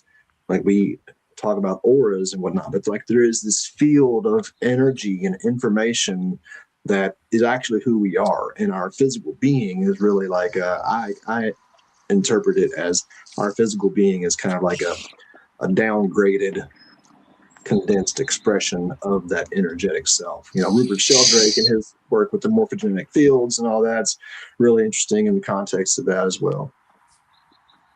Somebody in the chat brought up something pretty cool that I've looked into a little bit more was, let's see, the long distance runners who are using psychedelics. I've heard of more and more. And not only that, sports players like football players and stuff like that talking about, I know where they're going to start passing it before he passes it, you know? But I think psychedelics, especially LSD, while running long distances is supposed to help. Even Diplo, he was like, yeah, I ran a marathon on it. Oh, it was great. Wow. You know, and I could see how it would be beneficial. There was that baseball player in the like 60s that pitched a no-hitter on LSD. Steve, you could get into iron. Yeah. Doc something. Yeah. And they don't have it on film. Like there's no footage of that. Really? Oh, really? Yeah, which is insane. Like, have you ever watched the cartoon where he's telling the story and they did like the cartoon? Well, actually, I can pull it up. No. Sorry, I Can you got look high up while you this were too, talking. Peter? First of all, I could Yes, listen the to you toroidal for field. hours while I smoking don't know what weed that and is. hanging out. Yeah, this toroidal field. All right, so here's something that, again, like, what good is all this stuff if we don't have a working, applicable knowledge of it? But I never knew anything about toroidal fields. But I started to have this experience facilitating on mushrooms, where, like, I'm experiencing the absorption of the energies around me. And y'all know Dr. Joe Dispenza, you know his work? No? Joe Dispenza talks about this. He was one of the first people that really helped me have a little bit more grounded understanding of it. I don't know if I have this book. But I started having these experiences where, like, I don't even know how to say it. I saw myself as this toroidal field, even though I'd never heard, that guy. I had never heard anything about these toroidal fields, but I started experiencing myself as that. And I started seeing and experiencing other people as their toroidal field. And there is a way to consciously Is it like your work. aura? I mean, I don't really know. I don't know where these things delineate, right? Like, I don't know if the aura is an outcome or an expression of this toroidal field. I don't really know. Montauk Chia is another pretty amazing guy. This guy he's a Taoist Qigong master. Oh, here comes this. Yeah, Doc Ellis. No, I Yeah. haven't seen this. She got some highs at Georgia Park. This is good. I'm gonna have to watch it. So now it's Carry on. Anyway, there's just this ability for us to learn how to work with these parts of our being, and as we expand our consciousness and can become more aware of it, like the shamans, again, Mesoamerican shamans would talk about Maria Sabina. You might have heard her. She would talk about how if someone didn't vomit their sickness out, and she wasn't talking about like bacterial sickness, she's talking about like energetic sickness. If someone didn't vomit their sickness out, that she would vomit it out for them. And we started seeing this happen among facilitators, where, like, for me, it started, I would like go up to somebody and I would start to feel nauseous around them. And like, I didn't make anything of it at first. I was kind of observe. And then eventually, like, people started saying things like, I walk up to them, I start feeling real nauseous, and they'd be like, "Oh my God, I feel so nauseous." And I was like, "Oh shit, I'm feeling your nausea somehow. How the fuck is that? I'm feeling your nausea." And then, like, as time goes on, you start to understand that sense is a way to feel into them, and that there is this ability of our, whatever that feeling sense is. If I can feel someone's nausea, right, then at a certain level with deeper awareness, then I can actually engage with it, and I can actually like help to move it. And I would have what really, so in physics, there's this shit. I just had it in my AI. What is this word? Shit. It's not concurrent. It's wave patterns. There is a I can't regenerate it. There is so when you have waves, right? Energy waves, sound waves. Okay, if you have waves that are moving at the same rate, two different waves, if they're moving at the same rate and they match up, right, then they amplify.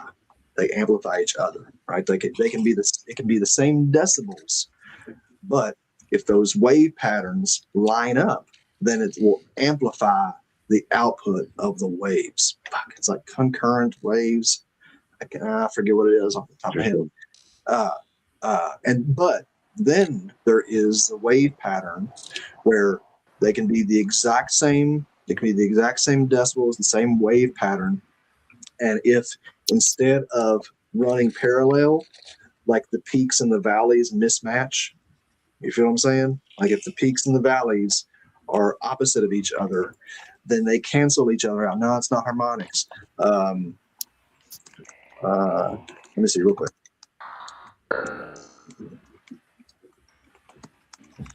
I'm a biologist, so a little bit synchronicity or something like that. No, hold on one second. I love that we can do this live stream. Give it to me. Waves of interference. So constructive and deconstructive interference. So constructive interference is when two waves are the same and they amplify each other, right? They build. And then deconstructive interference is when the exact same wave pattern, the peaks and valleys crisscross, right? So they're not really running parallel and they cancel each other out. So I started having these experiences where, and this is going to sound just, people are going to think, oh, did we lose everybody? People are going to think this is just completely bullshit, probably. I don't care. I've had it happen too many times. So I started having these experiences where I would go up to people while I'm on mushrooms and they're tripping, and they would say to me, Eric, I'm really not like feeling anything. And I'd be like, okay, well, let's just sit here for a minute. Let's just sit here. And so I would sit there and I could feel my pulse. I could feel because I experienced the mushroom as we talk about it happens in waves, right? People say the mushroom experience comes in waves. Well, it's like, that's not, it's like, yes. And there are like waves that are happening all the time. It's not just like, oh, I ate mushrooms. Oh, it's strong. Oh, it's not. Oh, it's like always, we're always kind of pulsing out. Yeah. I felt that. Okay. So people would say to me, I'm not really feeling anything. I'd be like, well, let's just sit here for a minute. And this was just purely intuitional. I never thought about any of this. I've never had any knowledge of any of these constructive or deconstructive waves until I started having these experiences. And so I would sit with people and I would feel like, I would start to feel my frequency. And then I would start to feel their frequency. And then I would start to match my frequency up with them. And I'd through breath work, through awareness, would start to match my frequency until I felt this and there would be this point where I'd be like, okay, it's time to leave. And I would just walk off. I wouldn't say anything to them. I would just walk off. And this happened numerous times where people would then afterwards say, Eric, it was so weird.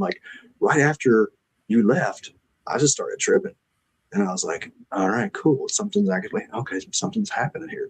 And then I would have people who were just tripping too hard. They needed to come down.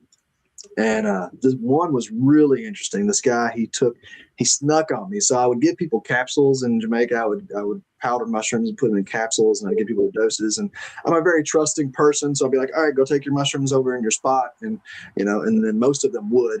Every now and then someone would be like, hey man, can I have a couple of your capsules? And so this guy did that, right? He was somebody gave him an extra 2 grams. So he was supposed to take 12 grams. That's what I dosed him with. That's what we agreed on. And then someone else gave him 2 more grams and he ended up taking 14 grams. So into the experience, he's just losing his shit. He's like, oh my God, it's too much. It's too much. And so I was like, Eric, Eric, I need her. And so I go over there by him and he's on the ground and I just get down on the ground with him and I start feeling his pattern.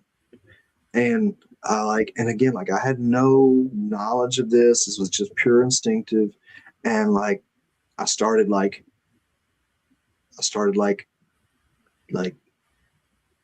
canceling out his trip. I could feel it.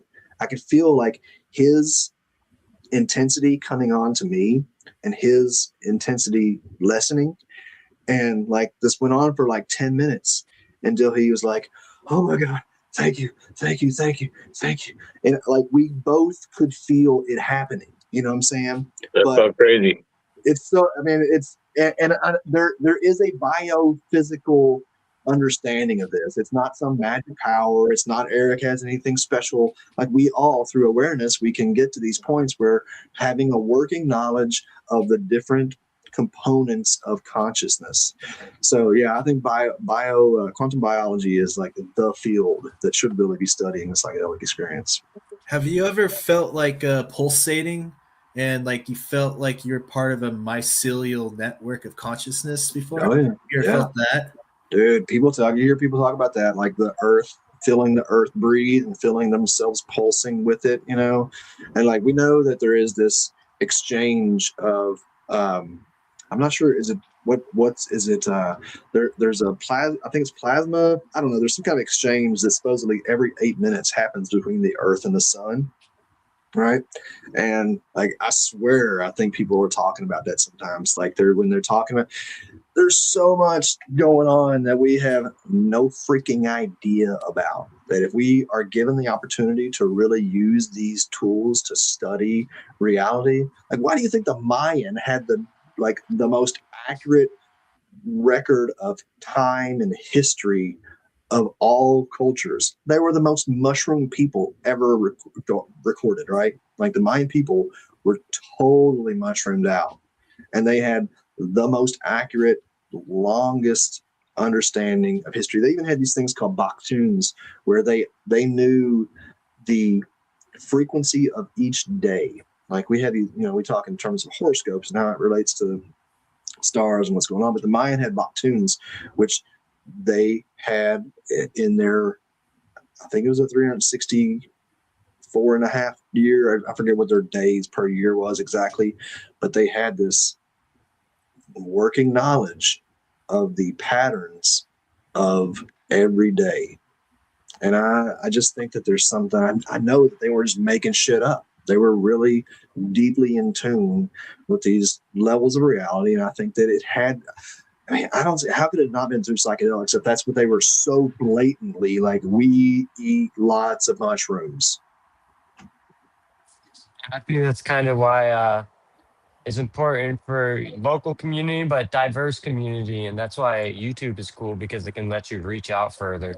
But you Mhm. need like another set of people, like making sure everything's running right. Like you don't want to turn into like, oh, we got to sacrifice our kid and eat the heart type shit. You know what I mean? So like 100%. maybe the other next door neighbors are like, hey, what's going on over there, bro? Y'all getting a little deep in those mushrooms. Accountability. But yeah, Accountability. for sure.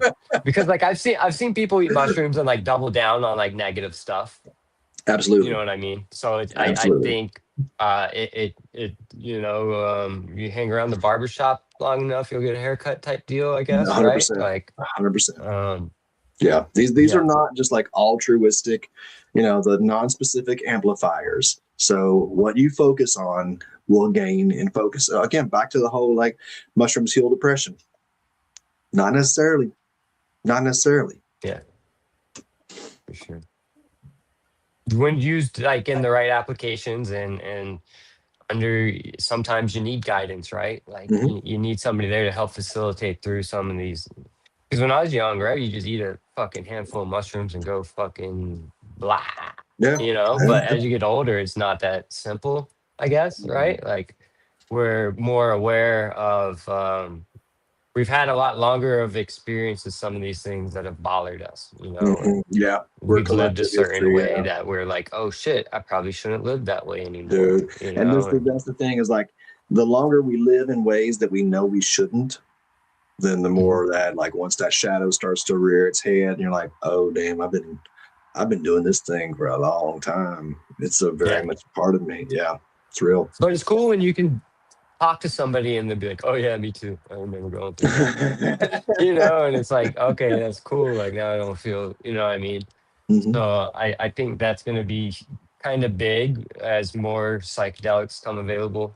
People to Mhm. be able to kind of integrate through some of these Mhm. experiences for sure. Yeah, that's what I hope to be able to do for more and more people. I want to see more people going into some real depth with this work, and I want to be there to help them. Those that come to me that want help understanding it, processing it, learning how to apply it. I've been training my whole life for this. Now, have you seen anybody or heard of anybody taking shrooms for as an analgesic by any chance, pain relief? Yeah. I mean, I've done it myself. I used to have back pain that I would take mushrooms and help me with that. I've known other people. Of course, there's the whole cluster headache world, Yeah. know. Oh, That's a yeah, big yeah. thing. Yeah. What's this stuff? Some of this, I think there's been some studies around this. I've heard talk about it. The phantom limb syndrome. People that have phantom limb syndrome using psychedelics to gain relief from that. It's wild.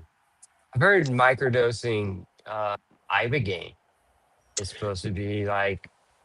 I've heard a couple people talk about it, and it kind of makes sense when you start thinking about how this stuff works in your brain. And that's what's cool about mushrooms. I think it should be an assisted therapy with so many other types, like with this ketamine, like if they could only take some mushrooms with it or something, right? Like Yeah, I mean, I've seen a it's, lot of troubling stuff come out of the ketamine world, though. I've had a bunch of buddies end up in detox or rehab Yeah, because of it. You know what I I mean? mean, Like if I've you're not seen changing those behaviors. exactly, and then there's another kind of like aspect to it where I've known some folks, like older people. I mean, I work with a lot of people who are in their 60s and stuff, right? And like, there's a couple of folks that I've known who were given ketamine as a psychedelic, and they weren't made aware of the habit forming potential of it, and now they're like every day blowing S-ketamine in their nose, and they're freaking addicted to it.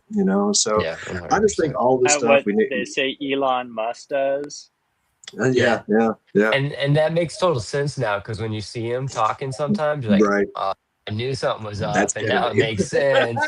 Like I thought it was coke for a while. I was like, this guy's totally No, getting that's fucked ketamine. up. Yeah, Like, yeah, nice yeah. He's having too many ketamine. good Doesn't say ideas Coke or for it to be Adderall. coke. Yeah, yeah, for sure, man. Because I've been on a couple K-hole benders myself in the past, and like it just makes sense. Like, oh yeah, Mhm, totally good. mhm, mhm. But I've I've never, also, like I said, I've fractaled out to where I've broken through by taking way too much. You mhm. know what I mean? And yeah, I tried it intravenously once, which was a bad idea. Oof. Yeah, I've only done the lozenges a couple of times. Instant K-hole. Yeah, I've tried those because I wanted to try it to see what it is like compared to the stuff I'd get off the other type of market, Uh-huh. Mhm. I just And did rails. yeah, yeah, that's a natural way of doing it. In the Actually, I wild. heard In the boofing it wild. works really well. Oh, yeah, And yeah. then Bunk Police sells when they sent me a reagent kit and all sorts of things. They also sent a bottle with clean water, a little vial of clean water. And so whatever it's supposed to be water soluble, you can now have in like a little spray bottle and it's non-discreet. You know what I mean? Or it Mm-hmm. is discreet and yeah, I don't know. But the biggest thing is I'm all for people experiencing life, right? Just be safe about it, be smart about it. And please, like today, you gotta test your shit. If Yeah. you don't know who it's coming from, if you don't know the maker, if you don't know the producer, like I don't care if it's your best friend's homie's best friend, like I've lost a couple people and it's not cool, and at the end of the day, a lot of people are just looking for a little bit of relief. Mm-hmm. It Mm-hmm. shouldn't end up, in those situations. So just I test mean, everything, guys. this is the the dark side of the drug war. Is that, like you said, man? People are just looking for some relief, and they deserve it. People deserve relief, and they deserve to be able to have access to substances that are safe. So, I have a great appreciation for the heroes of the black market who have helped to, win battles 100%. of the drug war, for sure. And I also recognize the danger that it represents. I mean, my son was in a coma for 3 days because of fentanyl laced stuff. So Yeah. it's we almost lost him. Yeah, it's very real. I lost two friends, Finney. They didn't even know. Yeah. And then not Yeah. only that, like I had a buddy who, well, we've been through everything together, heroin addiction, you name it. He had bad meth problem for a while. He did a lot of time in prison and completely changed his life around, man, and was just, he's always been a great guy. His life was going good and he tried cocaine again and fucking stopped his heart.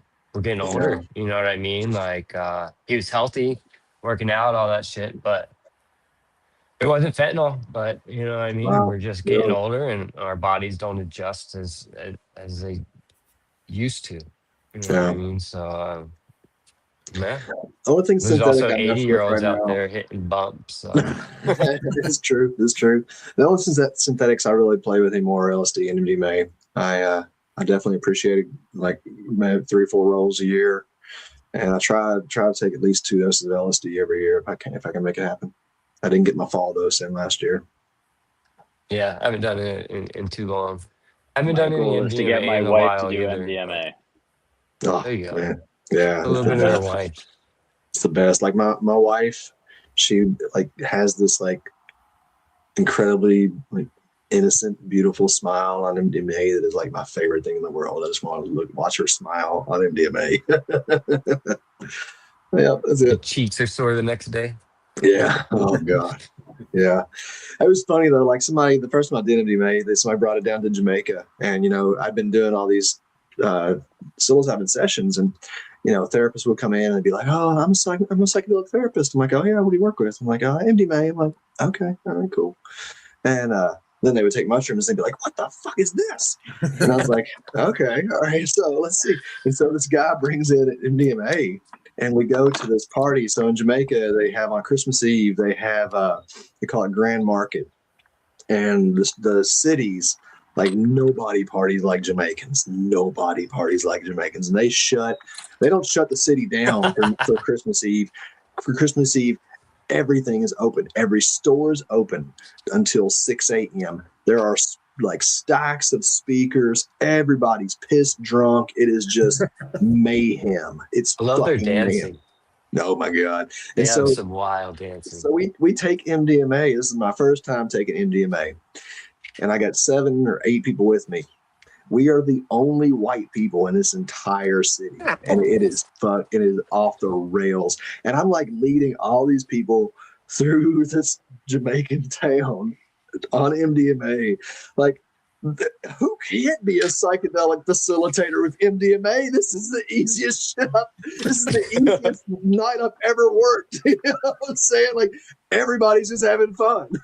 Yeah, that's the best. And it's That was weird, the like you night. can navigate through like the negative energy fields. It feels like, Yeah. oh no, they're a little too crazy over there. I'm gonna go over here, I'll tell you and what I had happen though. The last time I did MDMA in public, we went out to a club and it was a EDM show, and I'm sitting there like in the middle of my experience, and I look over and I see this younger girl, probably in her late 20s, and she's like having a really tough time, and I can see her. She's like kind of like getting into a panic mode, and I'm like, oh my god, should I help her? Should I help her? And I'm watching her, and I see her friends come over and gather around her, and I'm watching her, and then all of a sudden I'm having her experience. Like I'm like, and one of my friends comes up there, like puts their hand on my shoulder, and like she's okay. And I was like, oh my god, like I've never gotten sucked into somebody else's experience like I did that one time. And it was just because like I was so hyper focused on her. It was startling. I will say that it was startling.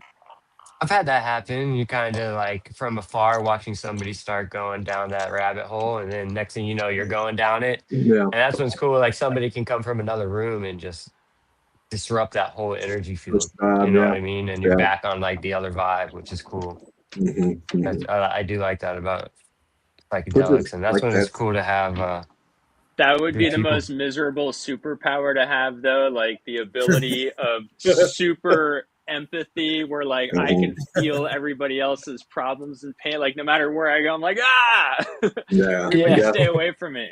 You got to be able to turn that off. I used to like to come in here on like 3.5 grams and just watch the plants. Like you could almost feel their energy, the way they'd pray up to the lights and shit, man. It was just a whole nother trip, man. Like I used to love hanging out with my plants there on a good half a quarter. Yeah. Not anymore. Well, ever since I did that big 10-gram mushroom trip there, I kind of chill out now there. I did 3 grams once with my brother in a social setting since then. And I kind of just like Just being put the alone when seatbelt I on. do it. Oh, yeah. A bunch of his family there, his wife's family. It was, I don't know, man. I just Whenever like I being get that, alone. whenever I get that far out there, I start freaking out of like, what if I never come back? What if this state of my Is when I mind start praying is again. my Please, new God, just make permanent? it stop. right? My new normal. Yeah. I was disassociated for at least over a day. I didn't think I was going to come out of it. From mushroom experience? Oh, when I did a heroic dose of a tidal wave. Okay. Felt my mind literally split like two, but I felt like I was a ghost staring at the world. I could like interact somewhat with it, but I couldn't tell if they could interact with me. And it just felt like I was super visual or more mental. Oh, I was talking about like afterwards. No, the coming up, dude, it was super visual. Like, really? Just. I've been wondering about those type of like cluster mushrooms instead of the actual like fruiting body. I think they're doing it for a reason, and I'm like, where is it playing with the trip itself? That thing that you did, James, that whole like up dosing, like I never do that. I will not give people an up dose. I've done it myself before and it's been bad. Every time I know some people do it and they're like, oh yeah, it was great. I've heard so many horror stories from people up dosing. I strongly encourage people to just take the dose and deal with it. If it's not enough, go harder next time. If it's too much, ride it out. I was curious because I was feeling really great, and I was just like, "Oh man, if I'm feeling this good, because that's right. I can feel double as good." And I found out. I've been there a few times, man. I get it. Yeah. My birthday, my first year out of prison, on my birthday, I was with this chick that I thought was super cute and everything else. You know what I mean? And she was like the plug too, so it was like double awesome. And so ended up eating way too many mushrooms, you know what I mean? And then we double up, and then she was supposed to drive, and then that wasn't happening. So I ended up having to drive like 2.5 hours, like face off at least 9+ grams, you know what I mean? And like it was fine. Like the long stretches were fine, but like when I got back into Chicago and like it was dark and all the brake lights and street lights and just lights and noises everywhere and it's all you know, and like depth perception trying to brake on time. Oh my gosh, no, don't drive on mushrooms. Driving on a lot of mushrooms it's such a bad idea. It's Driving, like playing you shouldn't drive under an F1 game on like a setting that's more advanced than the game designers even developed. I was caught in traffic on the Golden Gate Bridge. You're like, am I on the road or am I on the sidewalk? How far am I? And I still, after that, I still had like a 30-minute drive.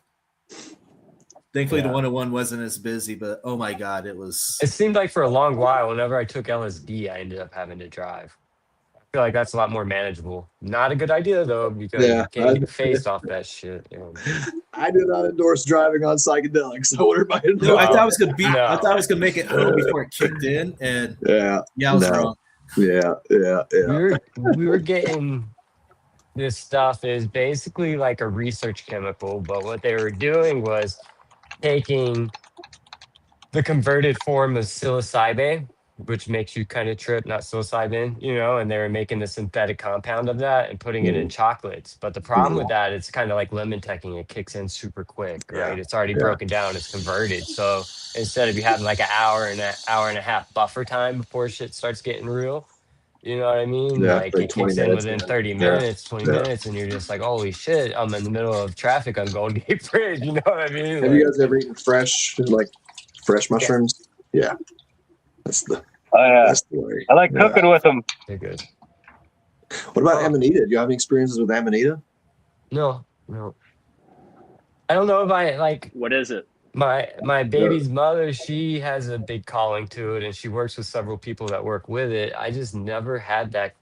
I don't know. It's not something that like has drawn me to it or something. But I just got. What is it? I had Amanita. The Santa Claus mushroom. Yeah. It's a kind of mushroom. I had weird ass dreams. Yeah. Interesting dreams, but I wasn't exactly like tripping. I mean, I felt like a little. Yeah, it's definitely not like psilocybin. Yeah. It's interesting though. It's interesting. It's got fresh Amanita is a no-no. That's how I first tried it. Don't do that.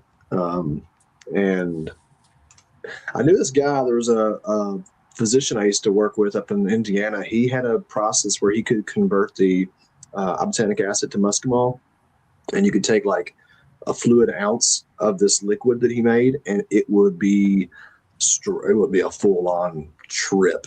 And the visuals with that were kind of like this like mix of LSD and mushrooms. They were like very fluidy, but also kind of mechanical.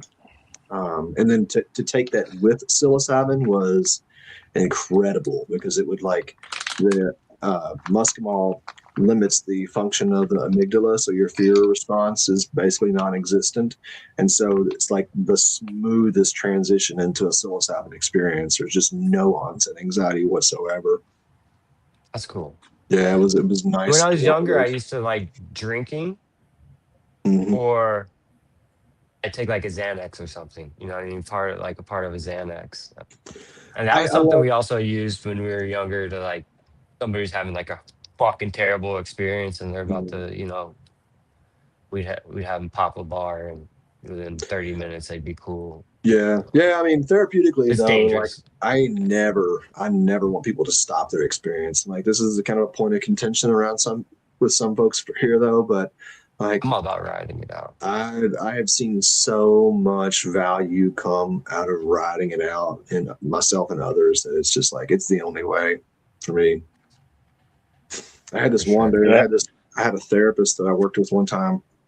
This guy was relatively experienced, and he took 10 grams and just went completely blank. Dude, this was like wild. So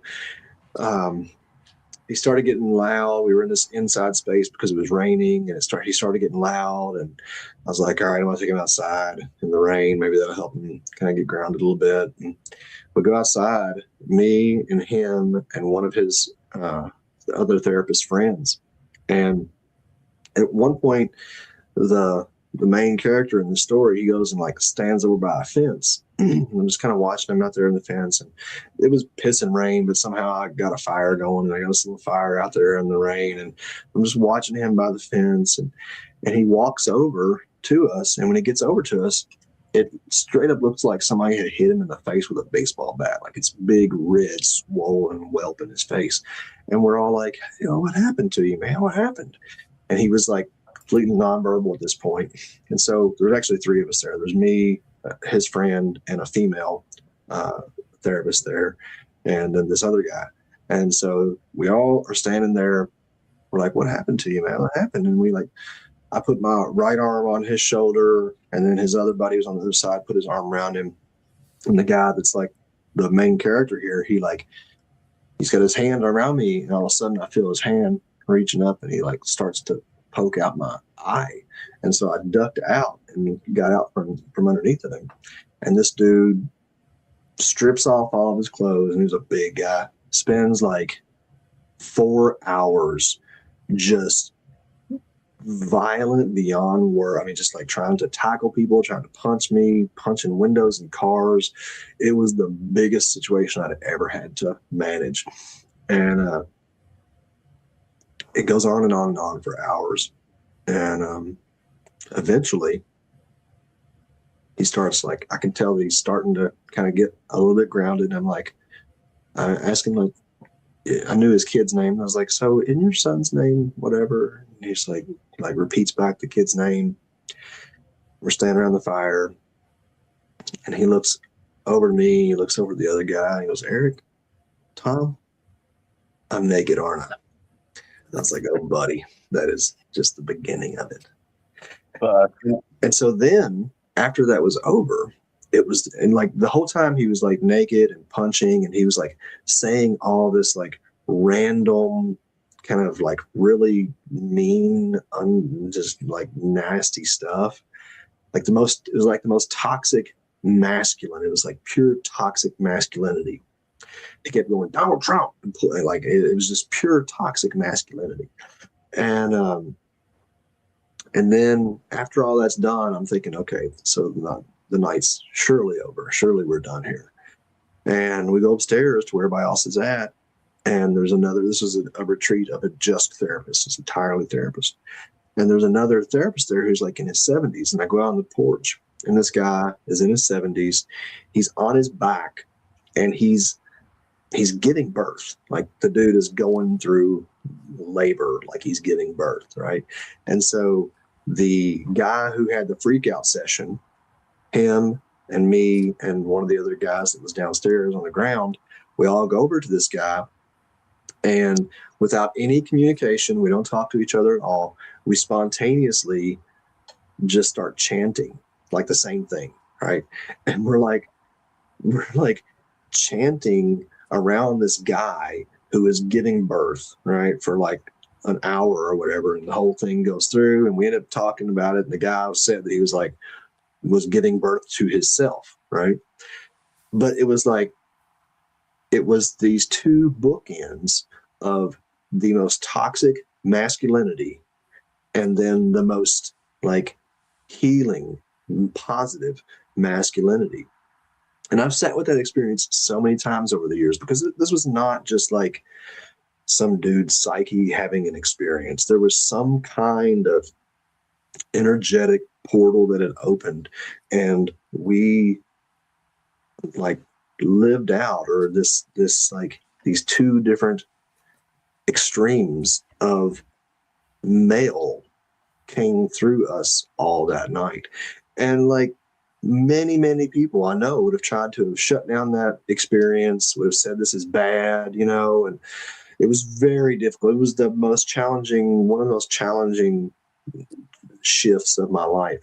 And at the same time, like getting through that and watching that thing play out and being a part of that playing out, I feel so confident in saying that it was some kind of healing for the collective. It wasn't just for us that was happening, So I don't know, man. I just think it's really important, to the extent that we can, to allow these experiences to continue unfolding.